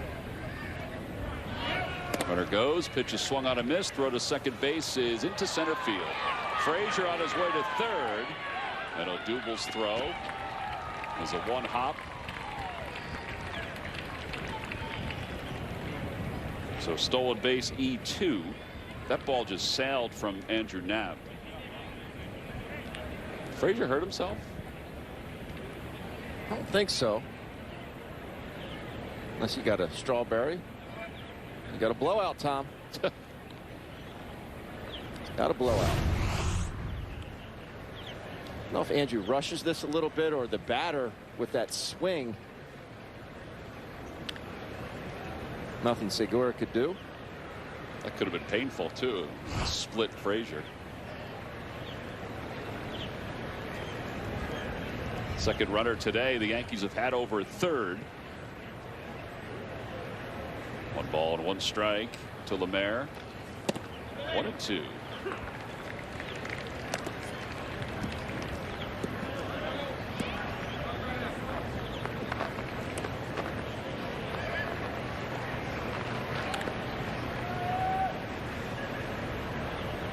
Infield conceding the run here.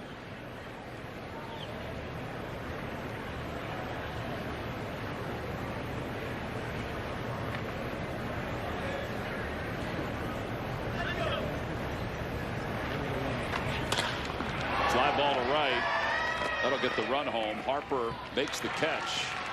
Tagging from third is Frazier.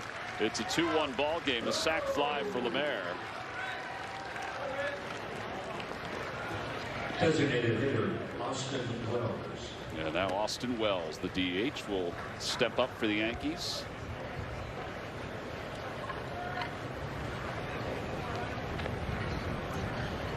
Wells struck out looking against Zach Wheeler in his only plate appearance.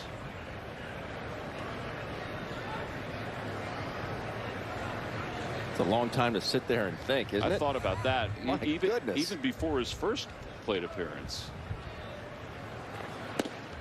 You know, if he's behind the plate, he's got other things rolling around in his head. Right.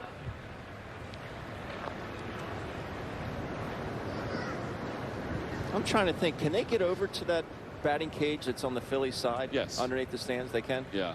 Well, I think they can. Yes, they can. They can?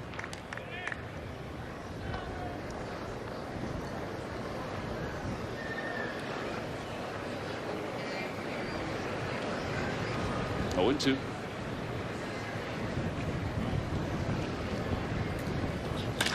And a line drive, base hit it to right center field. That's a pretty good swing. And we get it in. And Odubel does. Second hit of the inning for the Yankees. Second baseman, Tyler Wade. Yeah, not the best 0-2 pitch here. That ball was blistered.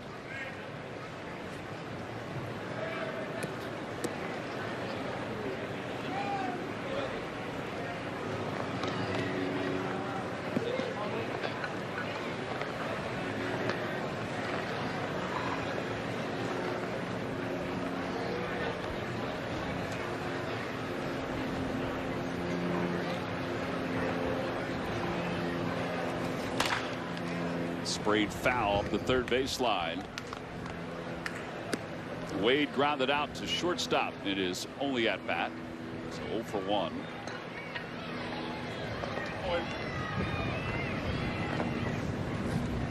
Andrew Knapp looking over at Dusty Wathan and Rob Thompson.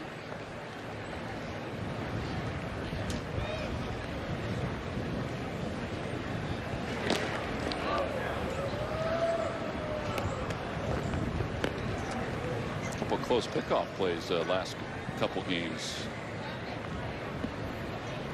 Vince does have some quick feet.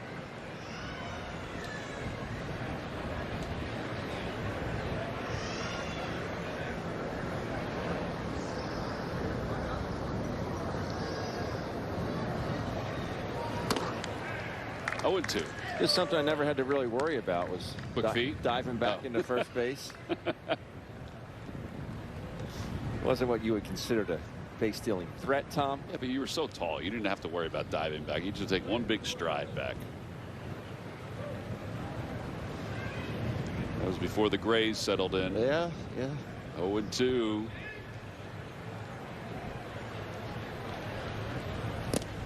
Check swing, 1 and 2.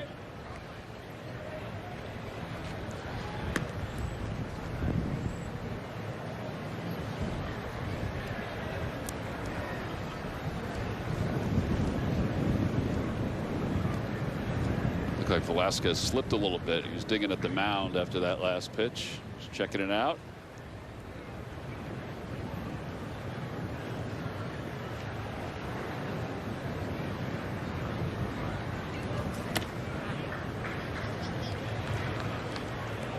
Two and 2.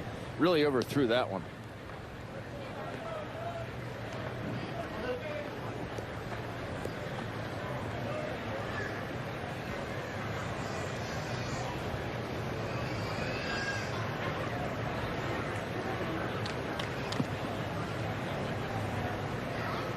It's a thing of beauty, though, isn't that mound? It really is.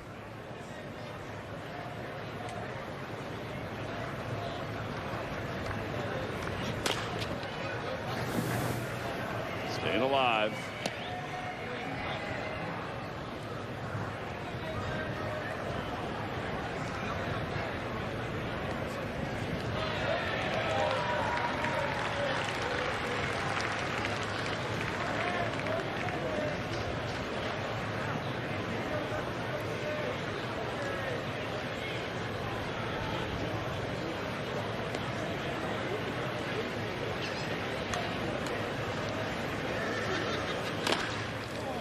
Changeup.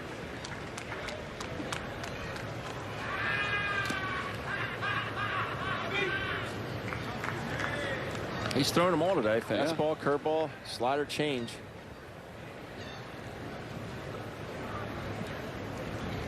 Yeah, I think in his role, if it is indeed what we assume, you know, he's still going to have to throw all of his pitches. It just can't be. I mean, there might be a couple occasions where he comes in and just throws fastballs and maybe one other pitch, but got to keep them all sharp. 2-2 is hit in the air to left. That's going to drop in for a base hit. Wells took a big turn around second, stopped there.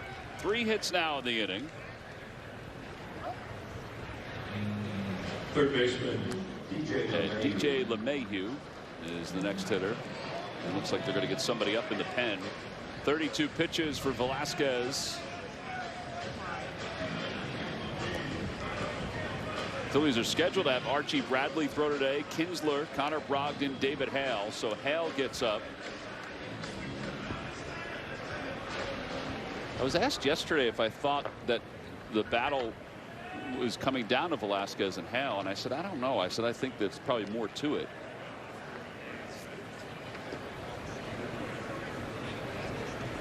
I don't know what to make of it. I honestly don't. I just think, you know, Hale obviously is a bit more accustomed to being in the bullpen.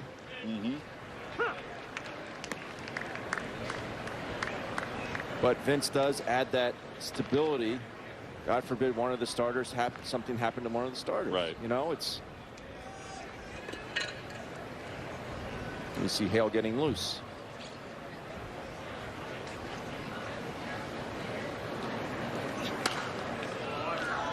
Pop foul.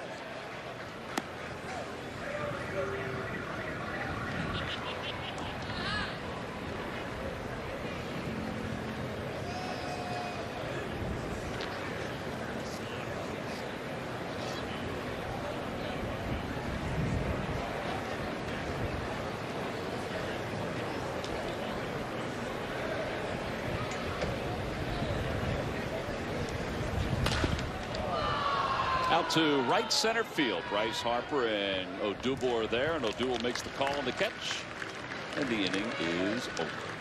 1 run does score, 3 hits, 2 men left. Middle of the 5th, it's 2-1. Phil's on top. That can just basically throw it down the middle because it's 97 to 101. Right. And it's going either straight down or sinking, or that's when.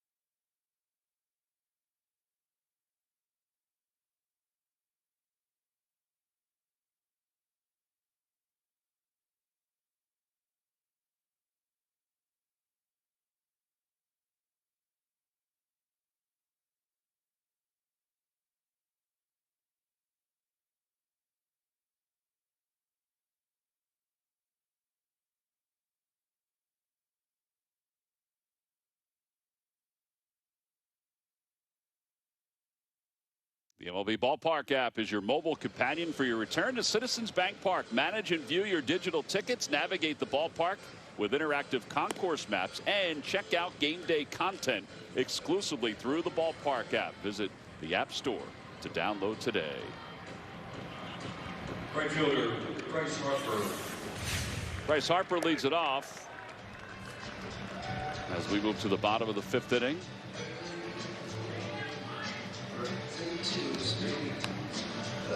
Harp is 0 for 1. He walked his last time up and scored.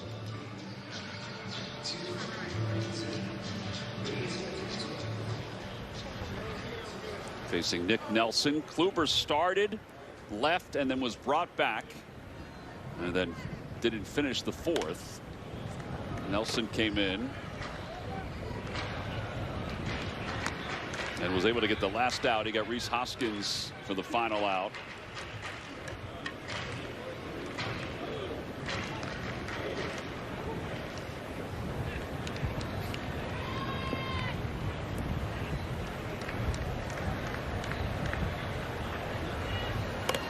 Harper tries to bunt. Watch that finger. I think he'd be more apt to do that 0-0. You know, because no. Yes.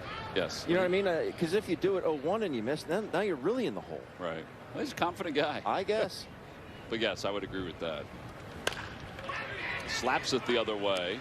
Torres on the run, throws off balance. Nice play. And there's one out. Third baseman, Alec Bohm. And now Alec Bohm is coming up. Harper into the dugout.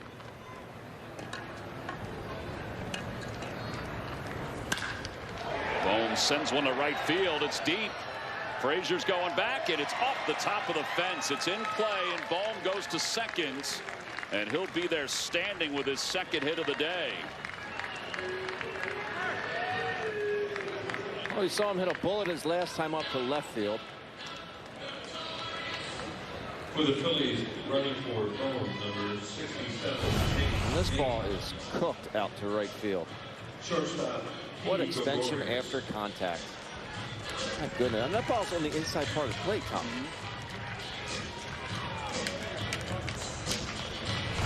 Nick Maton is going to come on for Alec Bohm, so Bohm's day is done. Maton, who's played solidly this spring, is in scoring position with Didi Gregorius. And it's 0-1. Said that Joe followed Bryce into the dugout. I don't know if he was asking him about the thumb. Hopefully there was just a showing the bunt, maybe just shock the thumb a little bit. He seems fine. Yeah. Couple of change-ups. It's 0-2.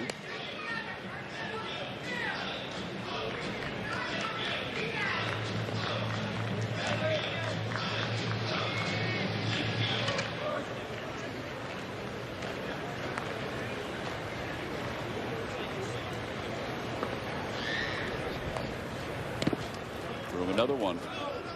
Maton does it advance. Sanchez kept it around the home plate area.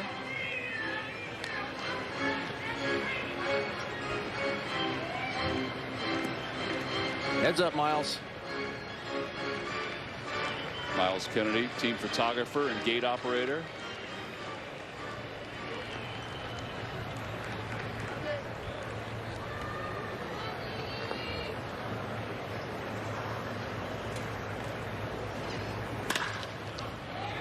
To the right side. Over to third goes Maton. 2 outs. Second baseman, Gene Segura is coming up.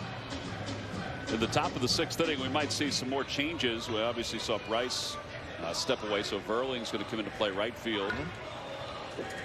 Figure Didi's probably done. Luis Garcia's scheduled to come into play shortstop. And now Segura. Sac fly his last time, walked his first time.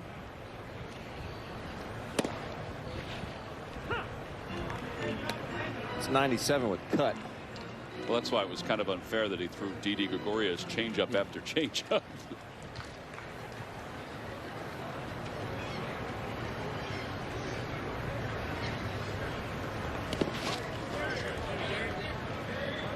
It's a heck of a play by Sanchez, despite being down on one knee with a man on third. Trusting you're going to be able to get your chest to it and get over top and block it. That's what he did.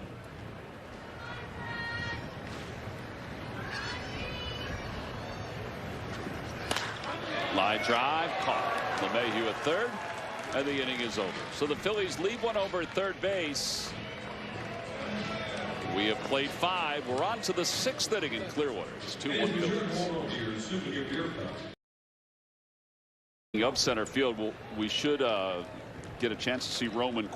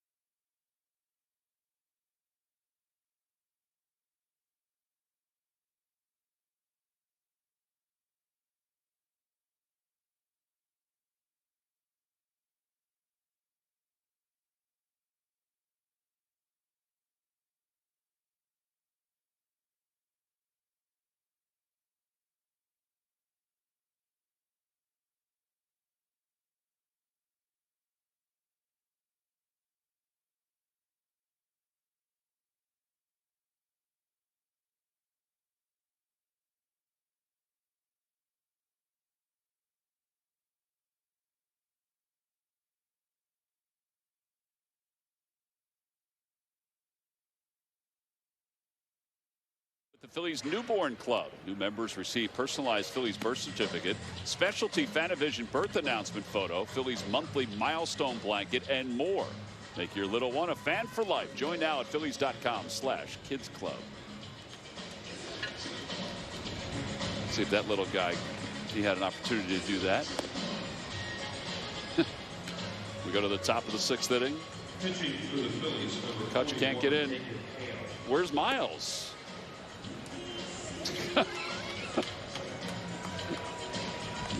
Somebody's got to let Kutch in. Kutch is going to stay and chat a little bit with Phil Nevin before he heads down the left field line. That is where their other entryway is to the clubhouse. All right, so Kutch and Alec Boehm head down.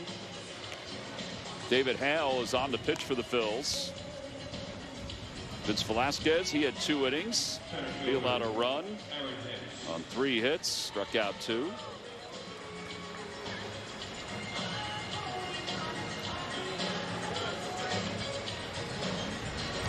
See, Didi and Gene, they were patient.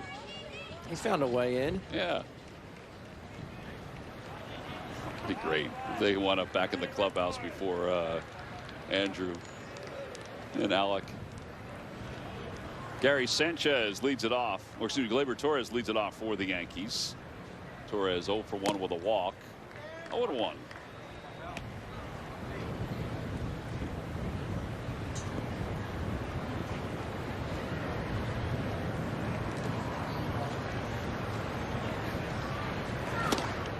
And 2. Difference of about 10 miles an hour between those 2 pitches. Just a really good straight change there.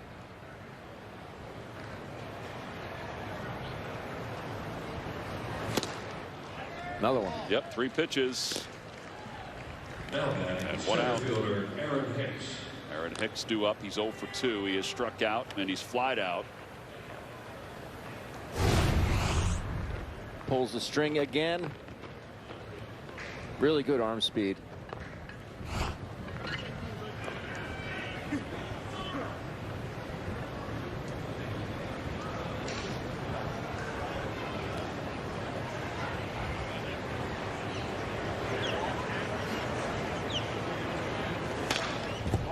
It's foul and it's 0 and 1.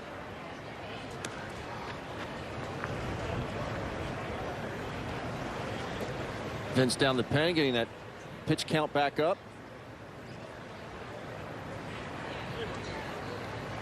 Figure another 15 he would throw. I guess a lot of it's got to do with ups and downs. Ups and downs. 0 and 2.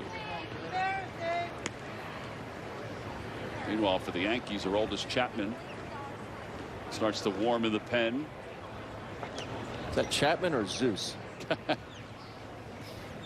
He is a big dude. My goodness.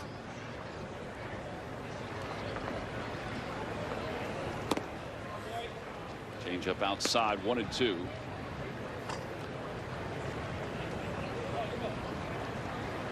All men are created equal, Tom. Remember that.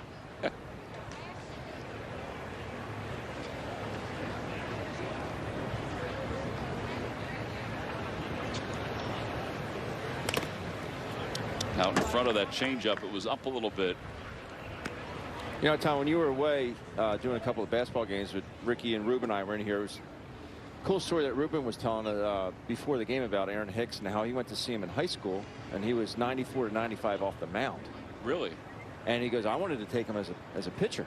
And then when he figured out he got drafted in the first round as a hitter, he was surprised. He goes, he could swing it, but he goes, I thought there was more upside as a pitcher than a hitter. And the projectability, that's where I think baseball is so hard to project. I know the other sports are. I mean, we've got the NFL draft coming up. Right. And, you know, people are wondering, you know, if Justin Fields will be a frontline starting quarterback.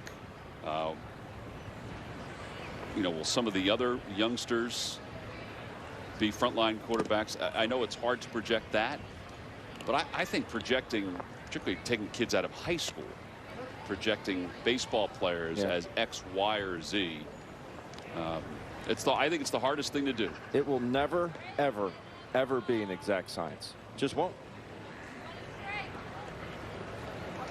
So many factors go into it. 3-2 pitch. Holds. And a diving stop by Bryson Stott. And he's able to throw out Aaron Hicks. The shortstop playing second base. It's a heck of a play here by Bryce Harper's roommate. Ranging to his left, getting to his feet quickly.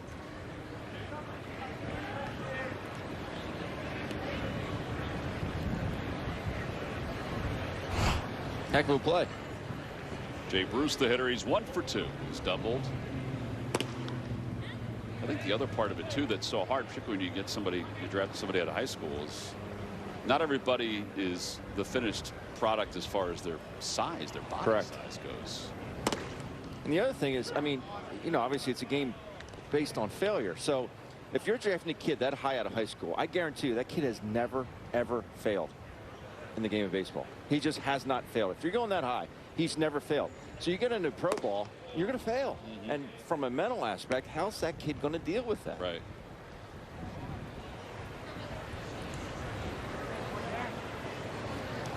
Two balls, one strike to Jay Bruce. 3-1. But they run you through a cognitive test before that. I remember doing it in my bedroom. It was like a 2-hour test. The guy was on the phone with this guy, and they asked you the myriad of questions. It's all right, like, so they asked you the questions. They didn't. Yes, that's right, because computers weren't around when you were that age. So. But I mean, they were like questions like, why are they asking me this? You know, like.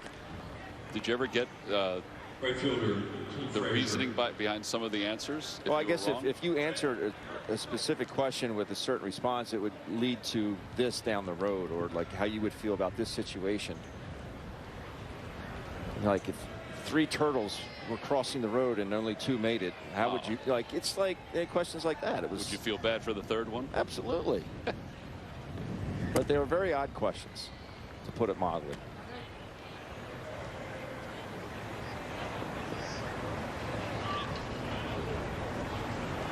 They wanted to figure out what was between your ears.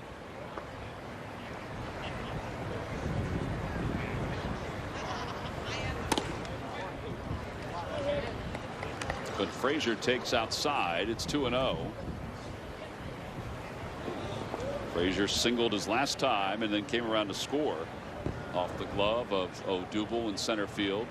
Estrada takes his lead off first. 2-1.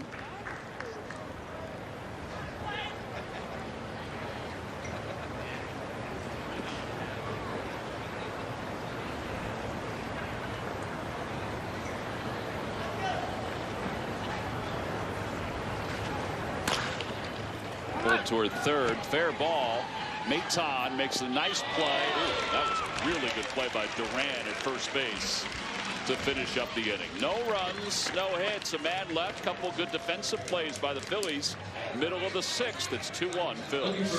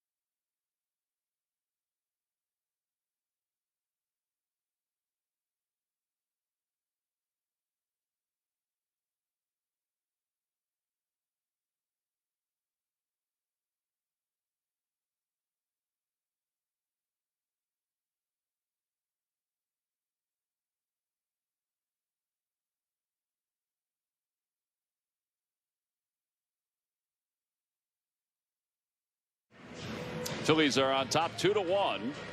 Here at the bottom of the 6th inning. That's a sharp-looking green bird. Time now for our Toyota Camry turning points of the game. Zach Wheeler on his game today. Bunch of ground balls. Few strikeouts mixed in, but mixed in all 4 pitches, and he was just really, really good. In, out, up, down. Able to dot that fastball when he wanted to. Just really good outing from Zach Wheeler. And give him even more confidence going into the regular season. It's fun to watch today from Zach Wheeler. Yeah, he's scheduled to start game 2 of the season. It's your Toyota Camry turning point. Aroldis Chapman is the new pitcher for the Yankees. DJ LeMahieu moves over to first base. He was at third. Estrada stays in, and he's over at third base.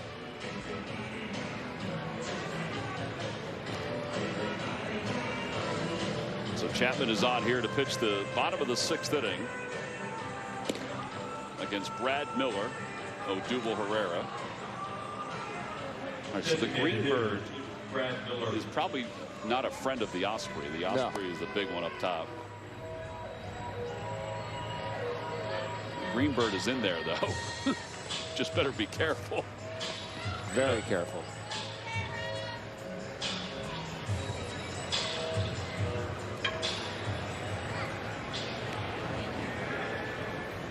Chapman will be the closer for the Yankees. He won't be available, though, for the first couple games of the season because of an incident last year where he threw at the head of one of the Tampa Bay Rays. Had a slider, and it's 0-1. He had a 3-game suspension, but it was cut down to 2. It was a 101-mile-an-hour fastball. It got away, Tom. Yeah. In the 9th inning of a game on September 1st against the Rays. 0-2.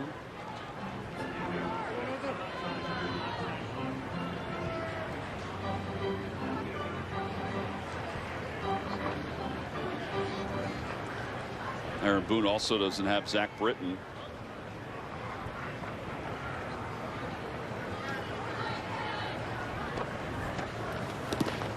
Three consecutive sliders. That one was unfair with 2 strikes. And 1 out here in the bottom of the 6th inning. Center fielder Odubel Herrera is coming up. Yeah, you always have that 100 plus in the back of your mind, and you got to respect that and get it going a little too soon. You don't read spin. That's the result. Yeah, the fact that he didn't throw it 100 plus with any of those 3 pitches. Odubel is struck out. He's grounded out.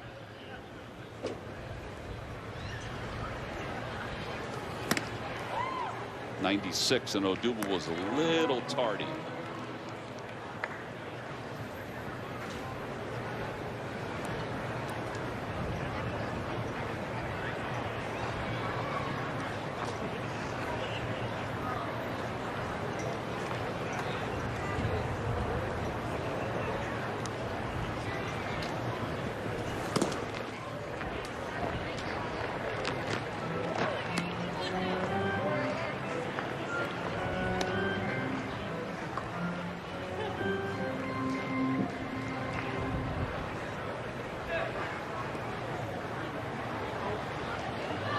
It has been remarkable to watch how Chapman's been able to keep his velocity up over the years. Yeah, it's not 102 all the time, but he still could hit 102. Yep. I mean, it's been unbelievable.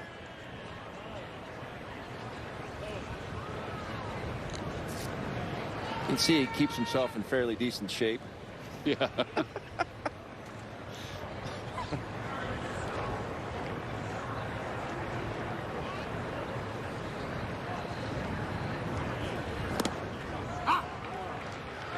Odubel not pleased with that. That's a tough pitch.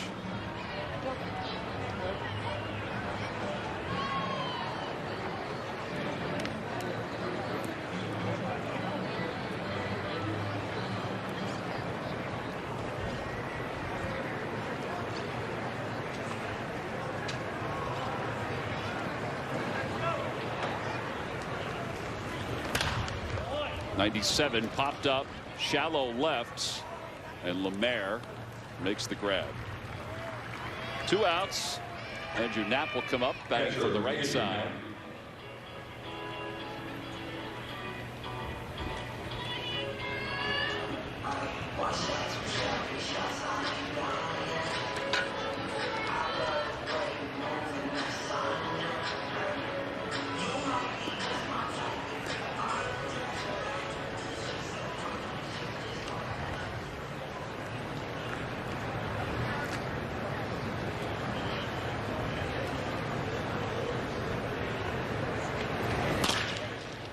Ground ball foul. It's 0-1.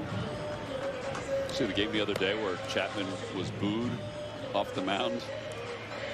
The Yankees-Orioles game. I did not see that. Yeah. Has been a little bit of a struggle for the Yankees. Phillies have struggled too, although they've won 3 straight against the Yankees.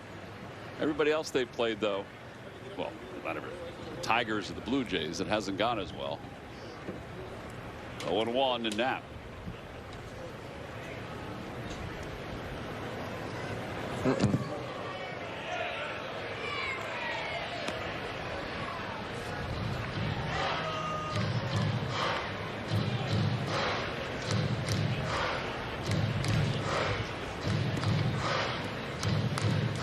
Roman Quinn out on deck.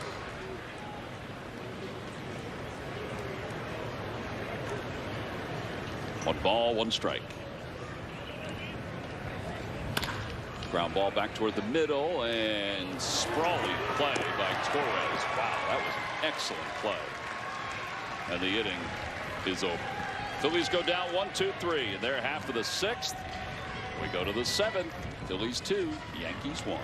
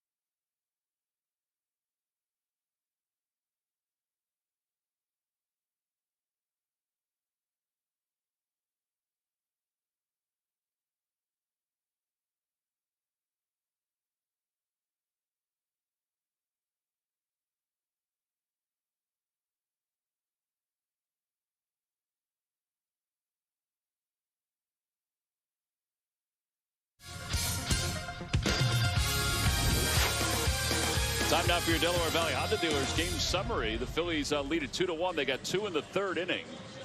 Zach Wheeler, 3 innings, 1 hit, 4 strikeouts for the Phillies today. His final tune-up before his regular season gets underway. Alec Bohm, he had a nice day, a single, double, and a walk. Each team with 4 hits. It's been somewhat of a slumbering type of game. Aroldis Chapman just finished up a scoreless inning of work.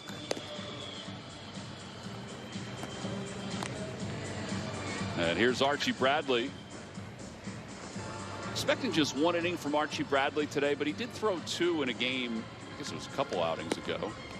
And Joe Girardi said after the ball game, he said, well, it's not something that we'll do consistently. He said, but, you know, we might from time to time. Other changes for the Phillies. Marchand is the new catcher. And Rojas, who won the game the other day, and Phillies' last at bat, is out in center field. There's Marchand. Battling a sore hammy this spring. Now the first pitch to Sanchez, up high, 1 ball, no strikes. Kind of slipped out of Bradley's hands.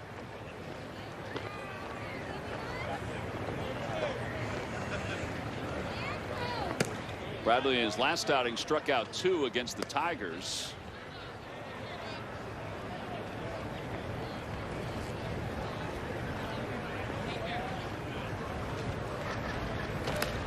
How important is it for these guys to throw in back-to-back games at some point, Ben? Does it matter? In spring training, it does. Just not used to it, and you know, getting it ready to go. A second day, max effort. I mean, Archie Bradley's a max effort guy every pitch. That's just the way he's always been. And to be able to do that back-to-back days, it's not easy. I mean, during the regular season, obviously starts to be a little bit easier. But in spring training, it's not easy. And that's why they don't do it till the end. Oh, it's a good pitch. As Sanchez strikes out for the 3rd time today. He thought it was low. Left fielder, Ryan Lemare. Right at the bottom, Marchand, you see how he works up underneath that baseball? So the umpire doesn't see your mitt going down. He starts down and works up underneath it. So that mitt comes into view for the umpire. Yeah, I don't know. I know Sanchez is frustrated by it, but that was a pretty good pitch. Yeah. 1 ball, no strikes. Now take a look where his mitt is. See how he raises it up after he's working up towards it, so the umpire doesn't see you kind of move that mitt towards the dirt.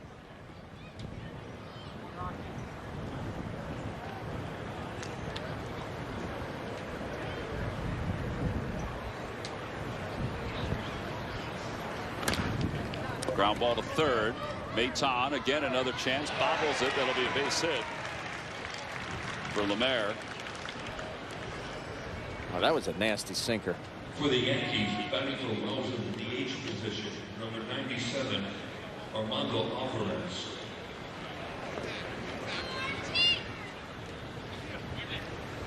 I mean, a nasty sinker.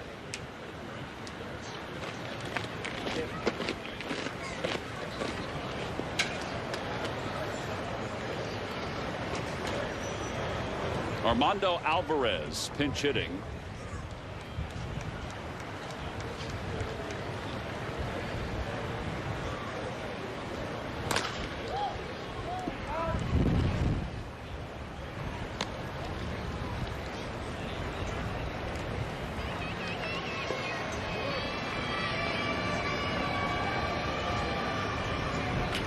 '76 RBIs in 2019. It's a lot of RBIs for minor leagues. Yeah, big kid. 17th round pick out of Eastern Kentucky by the Yankees.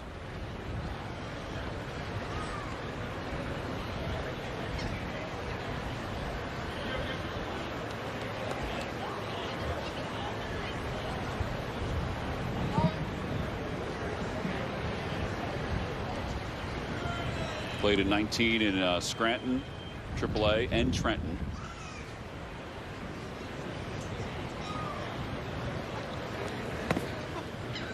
ball and 1 strike.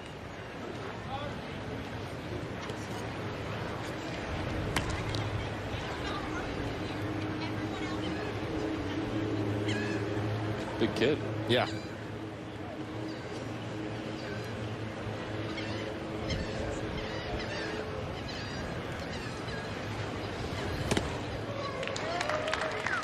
Ball had some wicked movement on it. It's 1-2.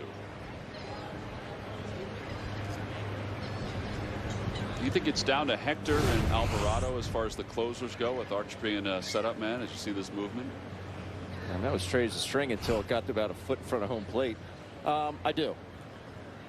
I think ultimately it will be Hector. Runner goes. Pitch is swung on a miss. The throw by Marchand. No contest. Strikeout, throw out, double play. Now the side is retired. 2-4 on the putout at second base. No runs, a hit, nobody left. Good hook and a good C down to second base.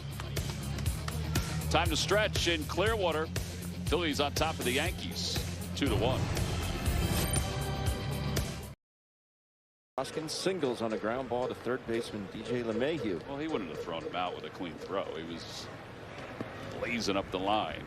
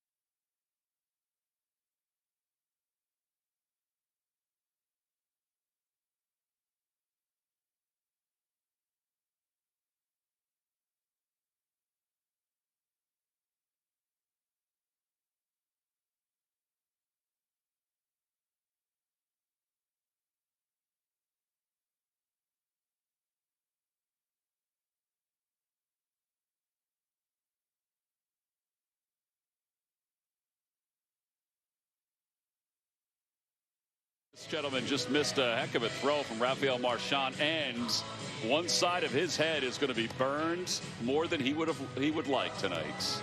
Not going to be happy. Nope. Well, you know what does make me happy? Marchand. I mean, it's one thing to have a cannon, but it's another thing to be so efficient getting to your feet. I mean, watch how quickly he gets to his feet. He gains a little bit of ground and just throws an absolute rocket. He stays back, and that's, again, not easy. On a breaking ball, you have to stay back. I mean, that is just an absolute rocket to start at second base. And everyone talks about, like, Pudge. Who was the best catcher ever? Pudge Rodriguez, Johnny Bench. Yeah. You know, I played against Pudge. I think Pudge is, personally. But I've heard stories about Johnny Bench. I've seen film on Johnny Bench. Everyone talks about Pudge and how great an arm he has. He's the best thrower I've ever seen because of his footwork. He was so efficient getting to his feet, and it did help that he had a cannon. But he was so quick getting to his feet, and it was like the same release point. But, man, it was fun to watch him throw. And that's exactly what that reminded me of with Rafael Marchand right there. Well, Sessa is the new pitcher for the Yankees. Throws a changeup to Roman Quinn, and it's 1 ball and 1 strike.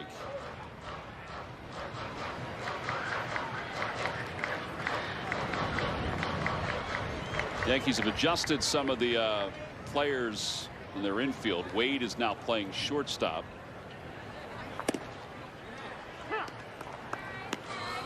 And we think Alvarez is over at first base, although he and Josh Bro both wear 97. So reports from Clearwater are it's either Bro or Alvarez. 2-2.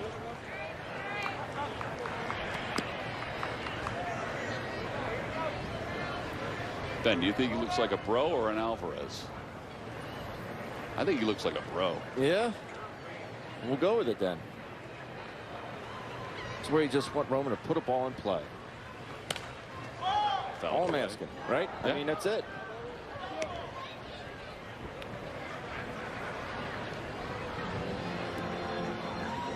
All right, we've been told it's Alvarez over at first. We officially have decided. It's late in spring, Ben. Not enough numbers to go around. No, especially with the Yankees. Remember that game that we had with the Blue Jays? Blue Jays. Where they had a guy on the outfield that it wasn't on anybody's roster. I remember Rowdy Tellez or something like that? That wasn't Rowdy Tellez, but I remember what you said. Well, that is, I don't know who that is.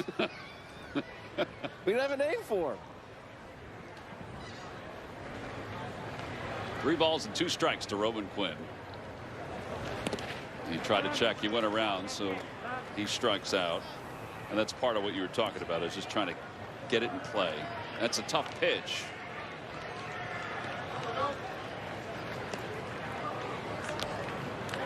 But if you're Roman Quinn, every at-bat counts. Trying to be that guy. Definitely goes around.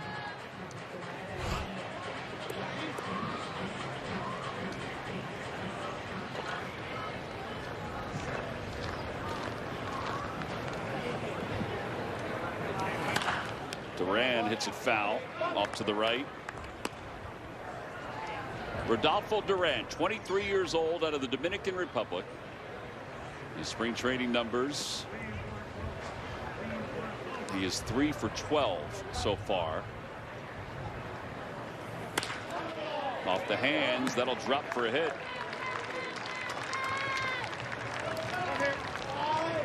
Connect, engage, and keep up with the Phils when you follow @Phillies on all social media platforms. From Twitter to TikTok, Facebook, and Instagram, @Phillies has a little something for everyone. Get up close and personal with the team and the players with fun, original content. Follow @Phillies today. Connor Brogdon up in the bullpen.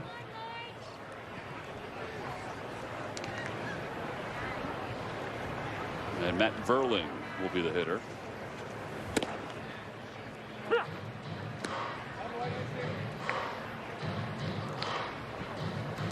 Hey, you still have Brogdon and Kinsler. Yep. Posed to throw today. Yeah, tomorrow, Zach Eflin will be on the mound for the Phillies as they take on the Blue Jays. Bouncer to third. There's one. Verling's moving up there. First base line. Third baseman Nick Maton. Oh, I'm good. I'm glad he rolled over. Been there, Ben. It burns. Yeah.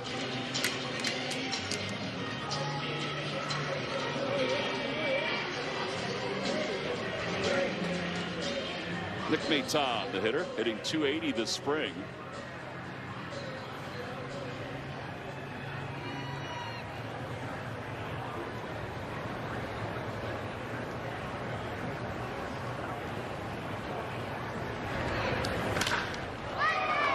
Out to center field. That's well struck. And it's going to one hop off the wall. Rounding third, heading for home is Verling. He scores standing. It's an RBI double for Maton. And it's a 3-1 game. That's being ready to hit, and you got to really appreciate the hustle, Matt Verling. You know, beating out that double play ball. Shortstop, Luis Garcia. You just heard someone in the Phillies dugout say hard to first, right? And this has enabled the Phillies to get that 2-out RBI.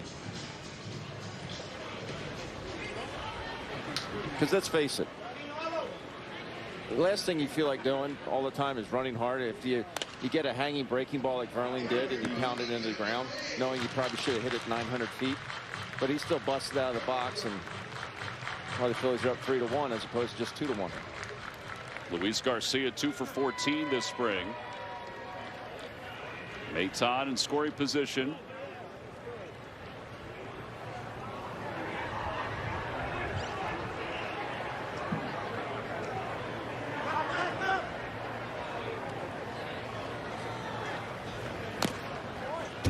1-2.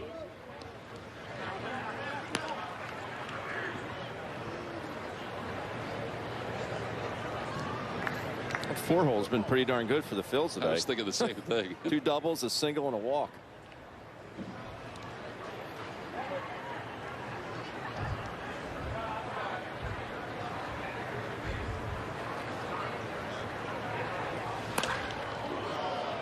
Garcia fouls it down the right field line.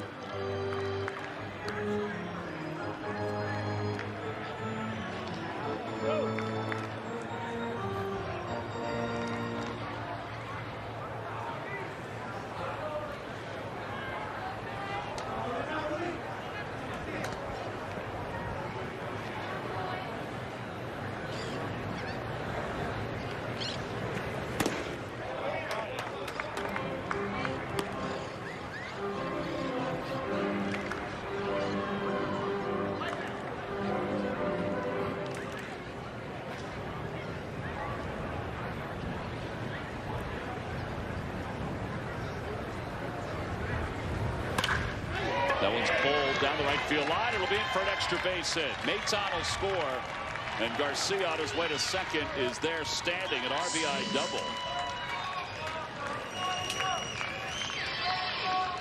Goes back to that breaking ball, and Garcia stays back and stays inside enough where he doesn't hook it foul like he did on the previous pitch. Watch him hit through this baseball. Good extension.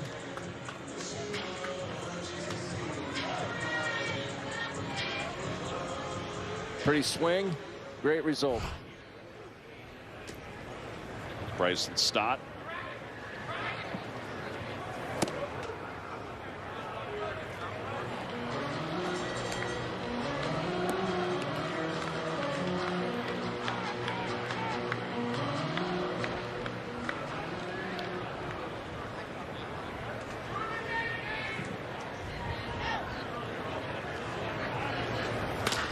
Opposite way, and that'll leak into left field, a base hit. Another run will score.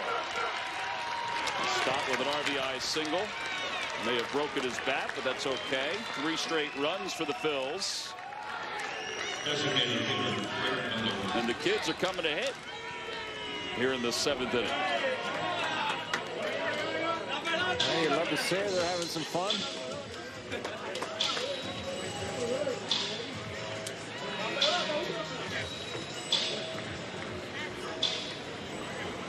Brad Miller, the only regular that's still in the game. That's because he's looking for ABs. Inside and low, 1-0.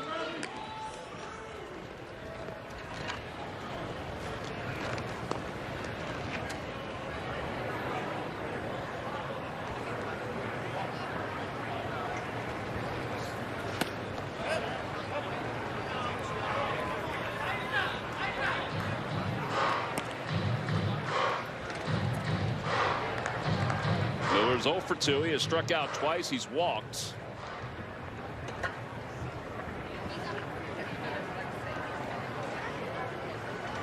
They said he checked his swing on that one, huh? I think that's what they said. 2-1.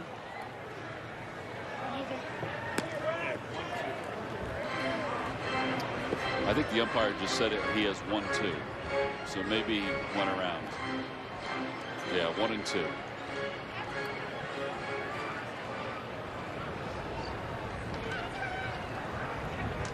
We'll find out here. We will. No, we won't.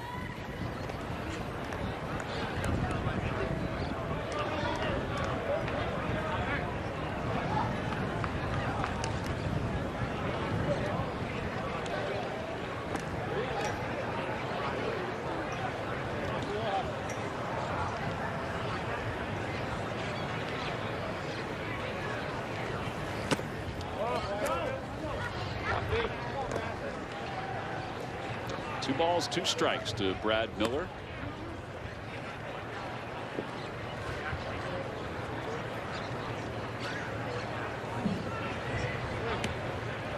Reggie McClain in the bullpen.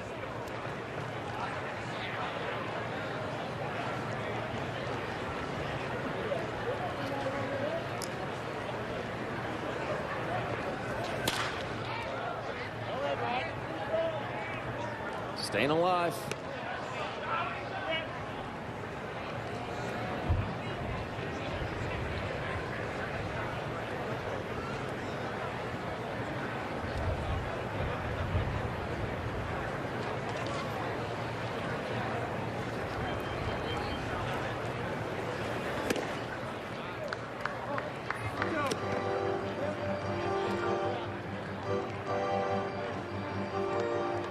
Grayson Stott will be off to the races here.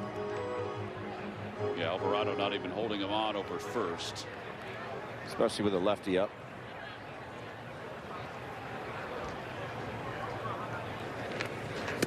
Swing and a miss. Inning is over. The Phillies, though, do score 3 in the inning to add to their lead. We played 7. It's the Phillies 5. And the Yankees 1. We'll be back after this.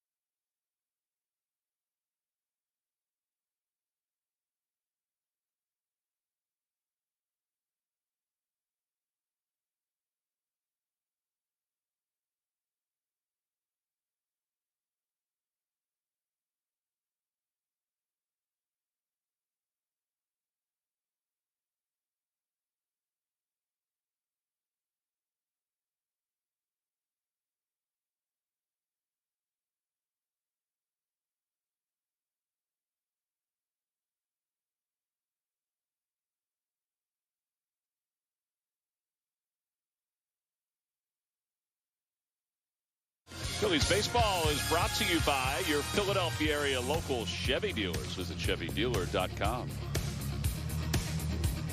Get in your Chevy. Head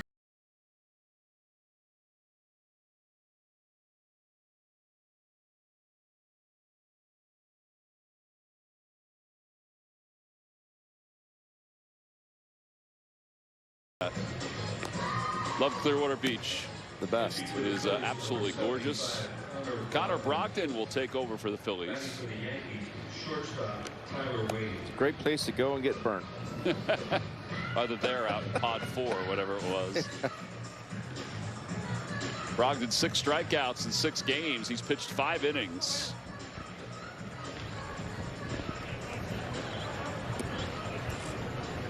And he will face Tyler Wade. Wade has played the whole way for the Yankees. There's a couple of paperwork moves, at least it seems that way, that the Phillies have to make with the bullpen, but it does seem like it's pretty much set. With Brogdon making it, you know, Hale and Velasquez. That's why we're saying that people think that it might be between Hale and Velasquez. Again, we won't speculate fully until everything is set, as Wade bunts it foul. But if you just do the math, I think you can see the path to the 8-man bullpen at this point. Yeah.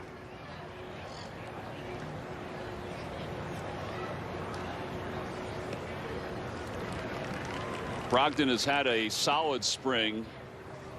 He had one outing where he walked some batters, but his fastball changeup combination has been so good. Arm action's been so important.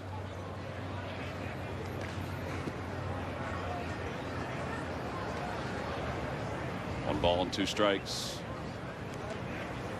Broke his bat. It's going to be unfortunate that that's a hit, but it is what it is. He's trying for second. The throw is going to be too high. Wade. Wow.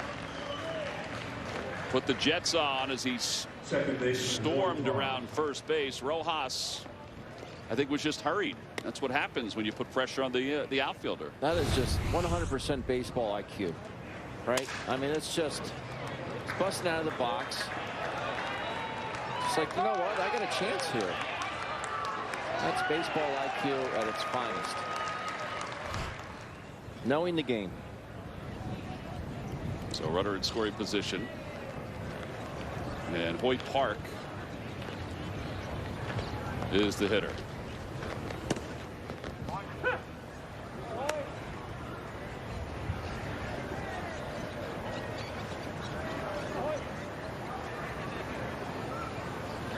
For 6 so far in spring training games.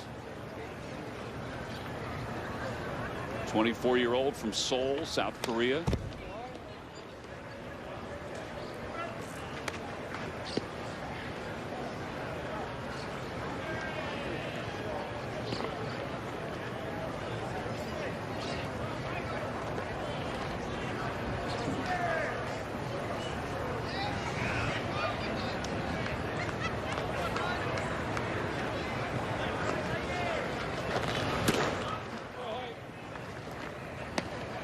Sailed a little bit too high.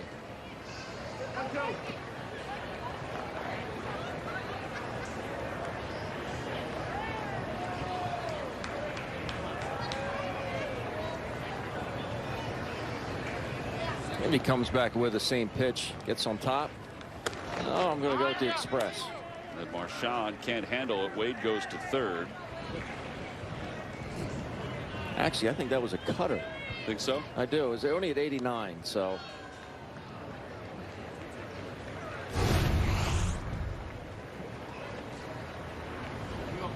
Definitely one that Marchand should have handled.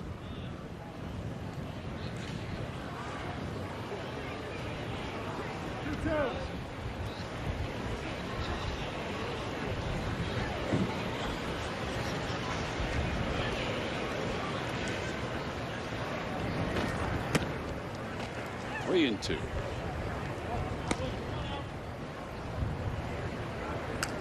Park signed with the Yankees as a free agent at the age of 18 for a little more than $1 million.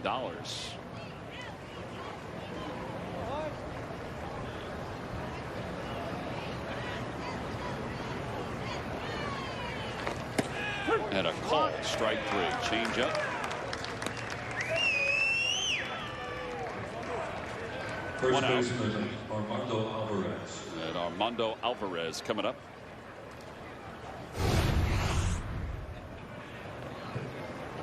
I think Park thought it was up. Yeah, he did.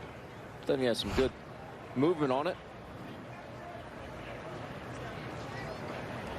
All right, I'm going to have to correct wheels on this one.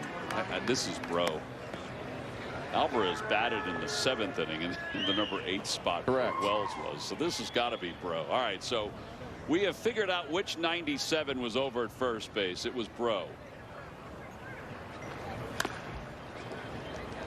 I'm glad we got to the bottom of that, Ben. I was gonna lose sleep over it. Our apologies to the Bro and Alvarez family.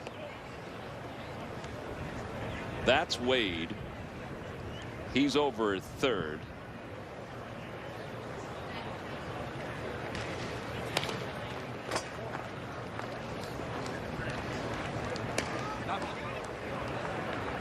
We don't need that.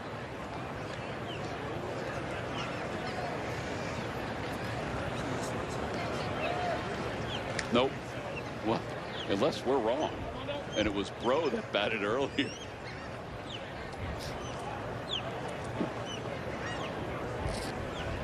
I think you got it right. No, Tom. that's Bro.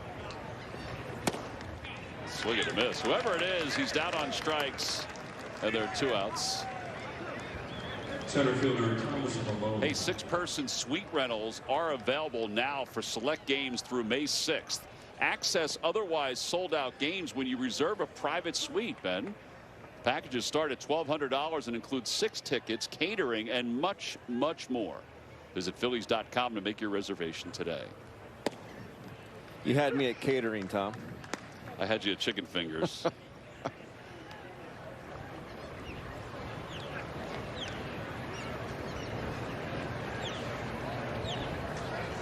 Cheesesteak spring rolls, something like that. Huh? I go.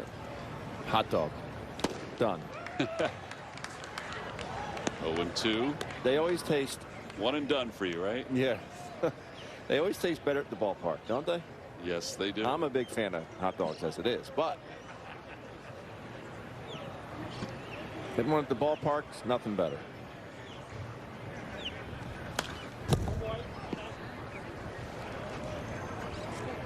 Yellow mustard only.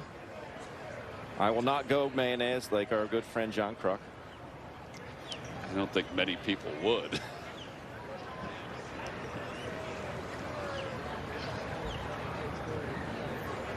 Right? No chance. Thomas Malone is down to the count 0-2. Inside, 1 ball, 2 strikes. Mayonnaise. By the way, Krucker will be with us on opening day. As he makes his trek up from Florida. The state could not do without him. He had to stay down for most of March. Swing and a miss. He struck out the side. 3 strikeouts after the double. Hey, Mike Schmidt will be with us next Sunday. Sundays with Schmidt will return. We head to the bottom of the 8th. Phillies up 4. To the right side. Double hustling, but thrown out. 4-3 on the putout.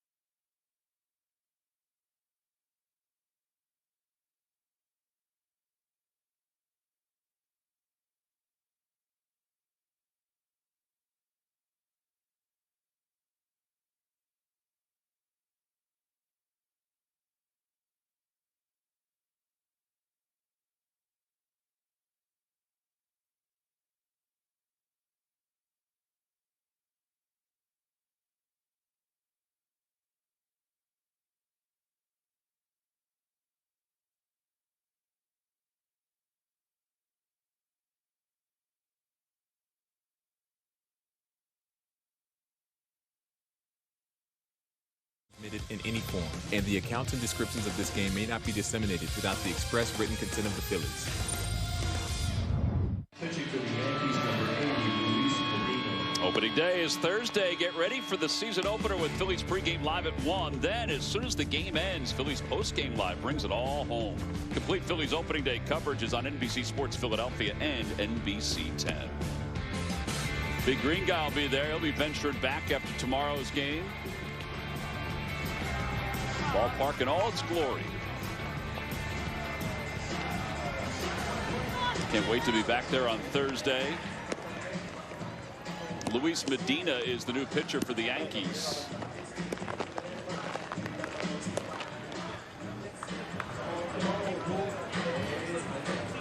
'21-year-old from the Dominican Republic. Catcher Rafael Marshall. He's ranked in the depending on which service you use, he's ranked anywhere between 9 and 12 as far as Yankee prospects go. I'm sure there's others where he's in a different spot. And he'll face Rafael Marchand, and Marchand rolls one up the first baseline foul. No balls and 1 strike. Played winter ball in Puerto Rico and pitched in 6 games total. ERA of 1.74. That's pretty good. Yeah, oh yeah.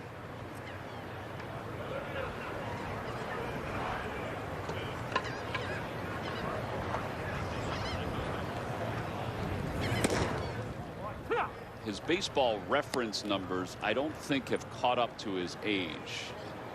Listed at 6'1". I mean, we're thousands of miles away, Ben, but he looks bigger than 6'1", doesn't he? He does. That last pitch looked harder than 97. Right side, Park, crossing body in time. Nice play. Center fielder, Really nice play. That's so hard on second base when all the momentum's going towards shortstop. Sometimes it's tough to get enough on the throw and be accurate at the same time, but he finds a way. That is a really good play. Yeah. That angle shows how hard that play was. Yeah. Johan Rojas, the batter, speedy outfielder.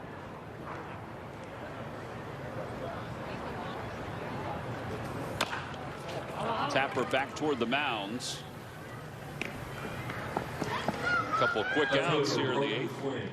I think you can say that Medina has a quick arm. I would agree with that. Yeah, he looks way bigger than 6'1", Tom. But that had some life to it as well.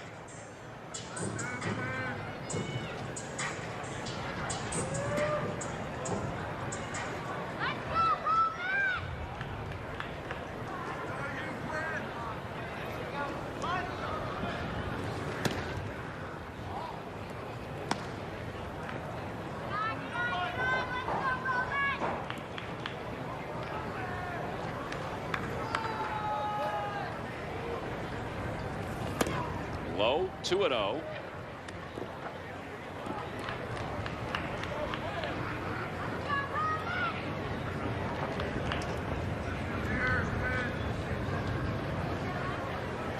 The day is winding down. So is spring training. Roman bunts. Been trying to do that more and more often. A little frustrated with that attempt.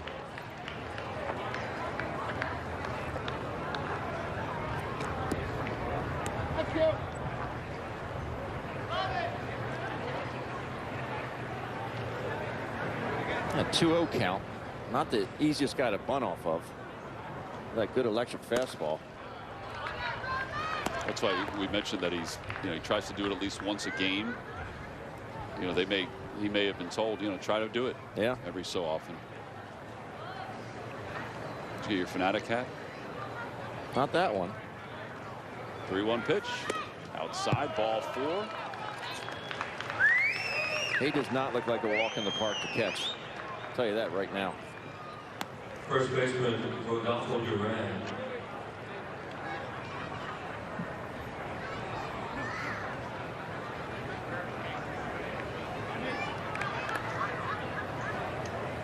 Hal Law had a big game today.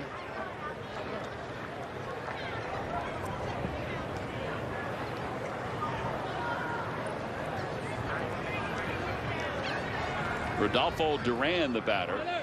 Runner goes, pitches high, throw to second is not in time. Roman gets a stolen base. I mean, that's 97 home, right? McDowell does a nice job of getting rid of it quickly. It's a good throw. Well, that's a really good jump. But he just outruns the baseball. I mean,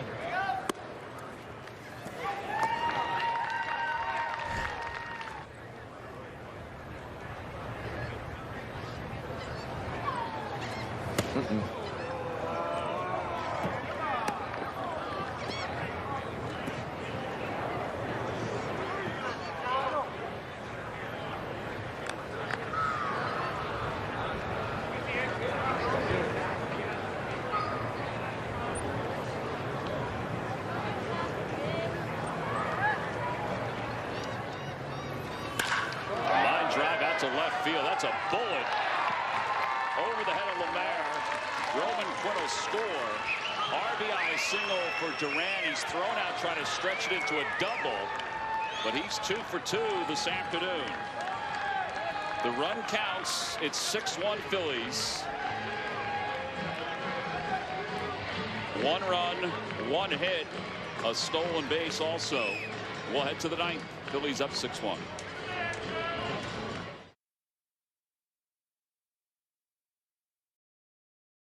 But the other thought too are reverse splits. That's part of what Joe's talked about.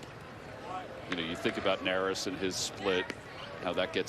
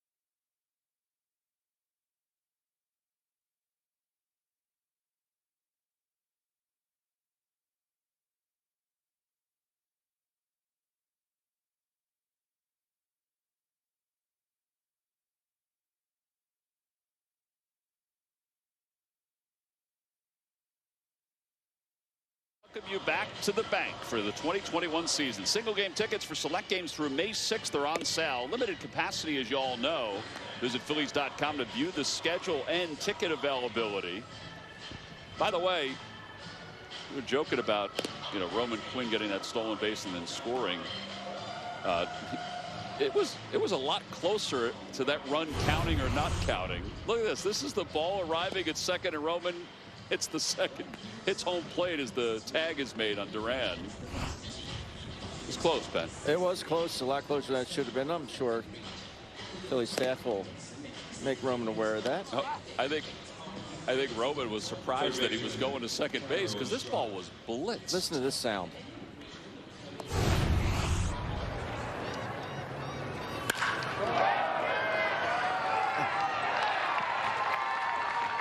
I mean, he should have never tried to make this. He couldn't have had more than 6 or 7 steps out of the box when that hit the wall, right? Unless he thought the throw was coming home. He had a vision of something. That was a rocket. All right, so Brandon Kinsler is the new pitcher for the Phils.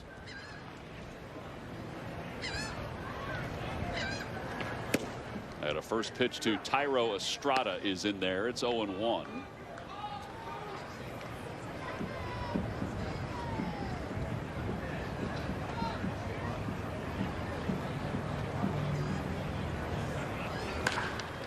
Get on the hands, fly ball to left. That's carrying well. Roman Quinn going back, and it is gone. A solo home run for Estrada. It's a 6-2 ball game. I didn't think he got that on the sweet part of the bat. That carried, that's for sure.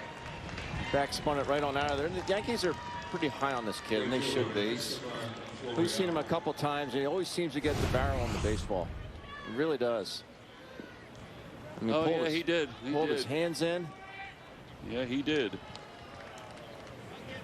Right into pod 1. The hat was not the best use of trying to catch that ball. Esteban Florial hits it foul. All right, so Thairo Estrada has a home run.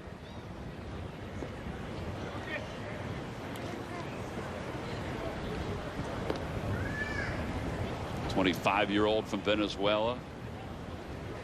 Second home run of the spring. 0-2.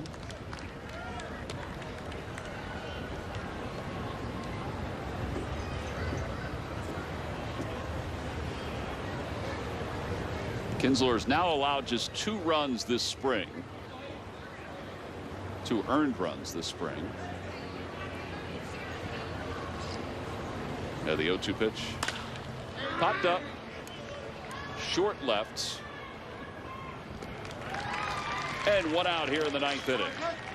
Catcher, Max McDowell. Yeah, that brings Max McDowell, the catcher, up. for the first time today.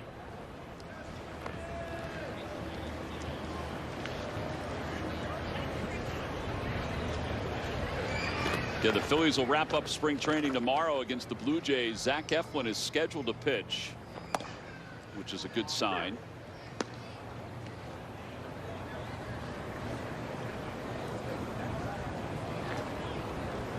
Yankees, meanwhile, will take on the Tigers. And they're done after tomorrow, too. They open up against the Blue Jays on Thursday, 1:05. Phillies open at 3:05.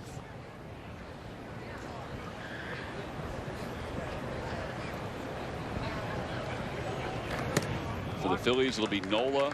For the Braves, it'll be Max Fried.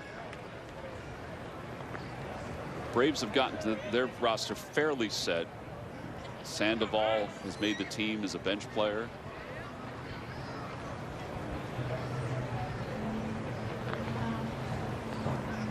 I think Freddie Freeman will make it this year.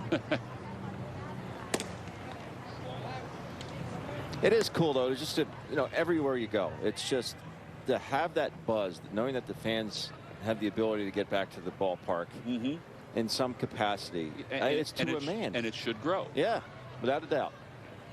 It's just cool to hear that buzz again. It's. Out of play off the roof of the dugout. I mean, everyone is so anxious. And that was cool what Zach Wheeler said. I mean, he owned up to it. He said, lsometimes last year was tough to get it going. Sometimes it was quiet. It was quiet. I mean, you know from playing how much you guys, players, are fueled by the energy of a crowd. We're fueled by the energy of a crowd. I mean, I think back to days of playing in Montreal. I mean, you'd have 2,000 people there. I love Montreal, though. It's a great city. Yeah. A great city. But, you could hear every conversation, it seemed like, in the stands. Well, because it's echoed, too. Yeah. 2 balls, 2 strikes.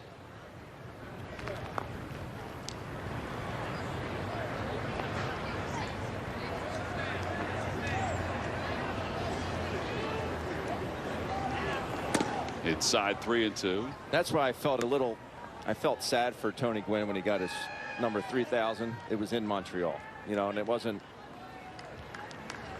I don't think it was as big a moment as it could have been or should have been, just because of the number of fans, and they did show their appreciation.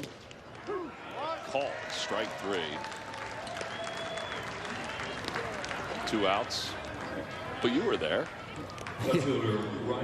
You were excited. We all were. That was a cool moment. Mom was there. His family was there.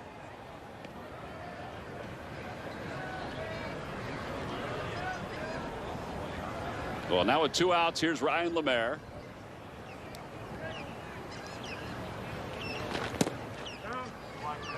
One ball and no strikes. 13 strikeouts for Phillies pitching today.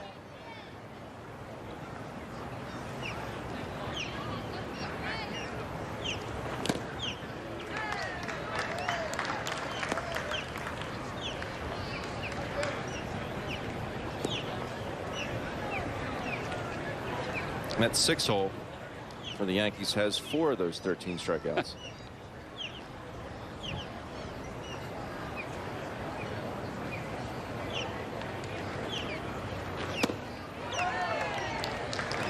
I'm going to talk about movement. Yeah.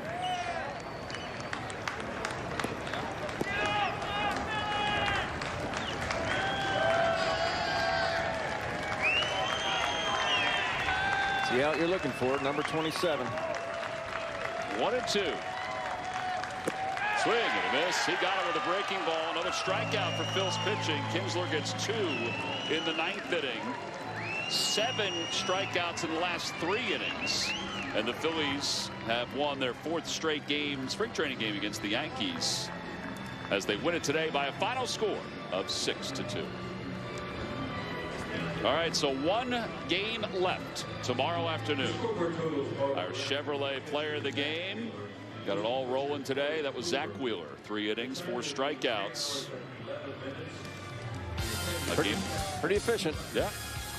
Got his work in, as they like to say in spring training. They can say it for only one more game. Phillies win it 6-2. We'll wrap it up right after this.